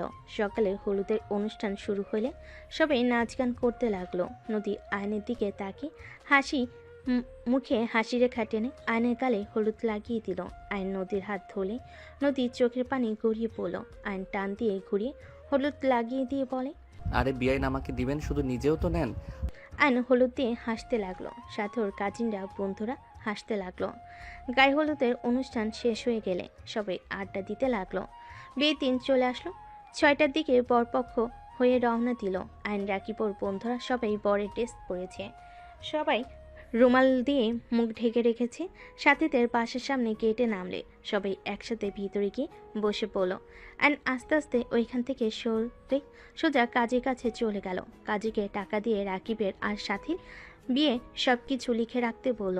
ওখানে ঠিক করে অ্যান রাকিবকে টেক্সট দিয়ে ওখান থেকে চলে গেল। অ্যান সোজা ব্রিজের নিচে চলে গেল। অ্যান শেরানি খুলে ফেলে দিল আর আকাশের দিকে তাকিয়ে থেকে ভাবতে লাগলো, আল্লাহ, আমার প্রিয় মানুষটা কেন আমার হয়েও হলো না? সাথীর মতো কেন আমাকে ভালোবাসতে পারলো না? সাথী রাকিবের ধোঁকা জেনেও তোকে কবুল করে নিল, আর আমার ভালোবাসার মানুষের কাছে আমি কি অন্যায় করেছিলাম? কেন সে আমাকে বলল ওই আমাকে ভালোবাসে না? আমি কি সত্যি কারো ভালোবাসা পাওয়ার যোগ্য না? অ্যান চোখের পানি ফেলতে লাগলো। অ্যান সারারাত ব্রিজের নিচে গিয়ে কাটিয়ে দিল। সকালে ভোরের আলো ফুটতেই অ্যান ব্রিজের উপরে উঠে পড়ল। রিক্সা নিয়ে বাসায় চলে গেল। রিক্সা ভাড়া দিয়ে অ্যান ভিতরে চলে গেল। অ্যান বাসের ভিতরে ঢুকতেই বসার ঘরে গেলে সবাই অ্যানের উপর রেগে কিছু বলবে। তার আগে নদী অ্যানকে দেখে সিঁড়ি থেকে দৌড়ে নিচে নেমে দৌড়ে এসে অ্যানকে শক্ত করে জড়িয়ে ধরে সারা মুখে চুমু দিতে দিতে বলতে লাগলো, আয়ান সারাত কোথায় ছিলে জানো? কত ভয় পেয়ে গেছিলাম। আয়ান, আমি তোমাকে অনেক ভালোবাসি। আমি তোমাকে ছাড়া কাউকে ভালোবাসতে পারবো না। আমি তোমাকে আমার জীবন থেকে বেশি ভালোবাসি। আয়ান, তোমাকে আমার ভালোবাসতে হবে না। আয়ান, তুমি শুধু আমাকে তোমার আশেপাশে থাকতে দিও, আমার তাতেই হবে। তাও তুমি আমার থেকে দূরে যেও না। নদী কথাগুলো বলে হাউমাউ করে কান্না করতে লাগলো। সবাই হতভম্ব হয়ে তাকিয়ে আছে। আয়নের চোখের কোণায় পানি গড়িয়ে পড়তে লাগলো। নদী আয়নকে আষ্টে পিষ্টে জড়িয়ে ধরে বলতে লাগলো, আয়ান, আমি কাউকে ভালোবাসি না। আমি তোমাকে ভালোবাসি। আমার কোনো বয়ফ্রেন্ড নাই আয়ান। তুমি সেদিন আমার পুরো কথা না শুনে সোফায় গিয়ে শুয়ে পড়লে। আয়ান, আমি সেদিন তোমাকে ভালোবাসার কথা বলেছিলাম। তুমি আমাকে বুঝতে পারো নাই আয়ান। আমি সবার মতো আমার ভালোবাসা আমি প্রকাশ করতে পারি না। তুমি তো আমাকে বুঝেও লাস্টে বুঝলে না আয়ান। আমি তোমাকে অন্য কারো হতে দেখতে পারবো না। নদী কান্না করতে করতে আয়নের পায়ের কাছে বসে পা জড়িয়ে ধরে কান্না করতে করতে বলতে লাগলো, আয়ান প্লিজ আমাকে ক্ষমা করে দাও। আমি তোমার কাছে ভিক্ষা চাচ্ছি। আমাকে তুমি আবারও নিজের কাছে টেনে নাও না। আমাকে লাস্ট বার সুযোগ দাও না আয়ান। আমি কথা দিচ্ছি, তুমি আমাকে মেরে কেটে ফেলে দিলেও আমি তোমাকে ছেড়ে যাব না। প্লিজ আমাকে তুমি ক্ষমা করে দাও। ক্ষমা করে আমাকে একটা সুযোগ দাও না। নদী কান্নায় ভেঙে পড়ল। আতিয়া বলে ওঠে, আয়ান, নদী তোকে অনেক ভালোবাসে। 3 বছর ধরে তোকে আমি এইসব বলার চেষ্টা করছি, তুই আমার কথা না শুনে কল কেটে দিতি, নদীর কোনো কথা শুনতে চাইতি না। এইসব হচ্ছেটা কি? নদী তো আয়নের 1 বছরের বড়, ওর সাথে ওর ভালোবাসা কিভাবে হয়? ফাজলামি নিতেছিস? হ্যাঁ? আয়নের আম্মু আর কিছু বলবে তার আগে আয়ন নদীকে 2 হাত দিয়ে তুলে ধরে চোখের পানি মুছে দিয়ে বুকের সাথে জড়িয়ে ধরে বলে, কি করছো? আমার পায়ে কেন ধরছো? আমি তোমাকে ভালোবাসি আর সারা জীবন আমি তোমাকে ভালোবেসে যাব। তুমি আমার পাশে থাকো বা না থাকো, সেই দিন তুমি আমাকে ওইভাবে না বললে আজ একটা ভালো সম্পর্ক থাকতো। আয়ান, কি আবল তাবল বকছিস? নদী আতিয়ার 1 বছরের ছোট হবে। ওই তোর বড় বোনের মতো।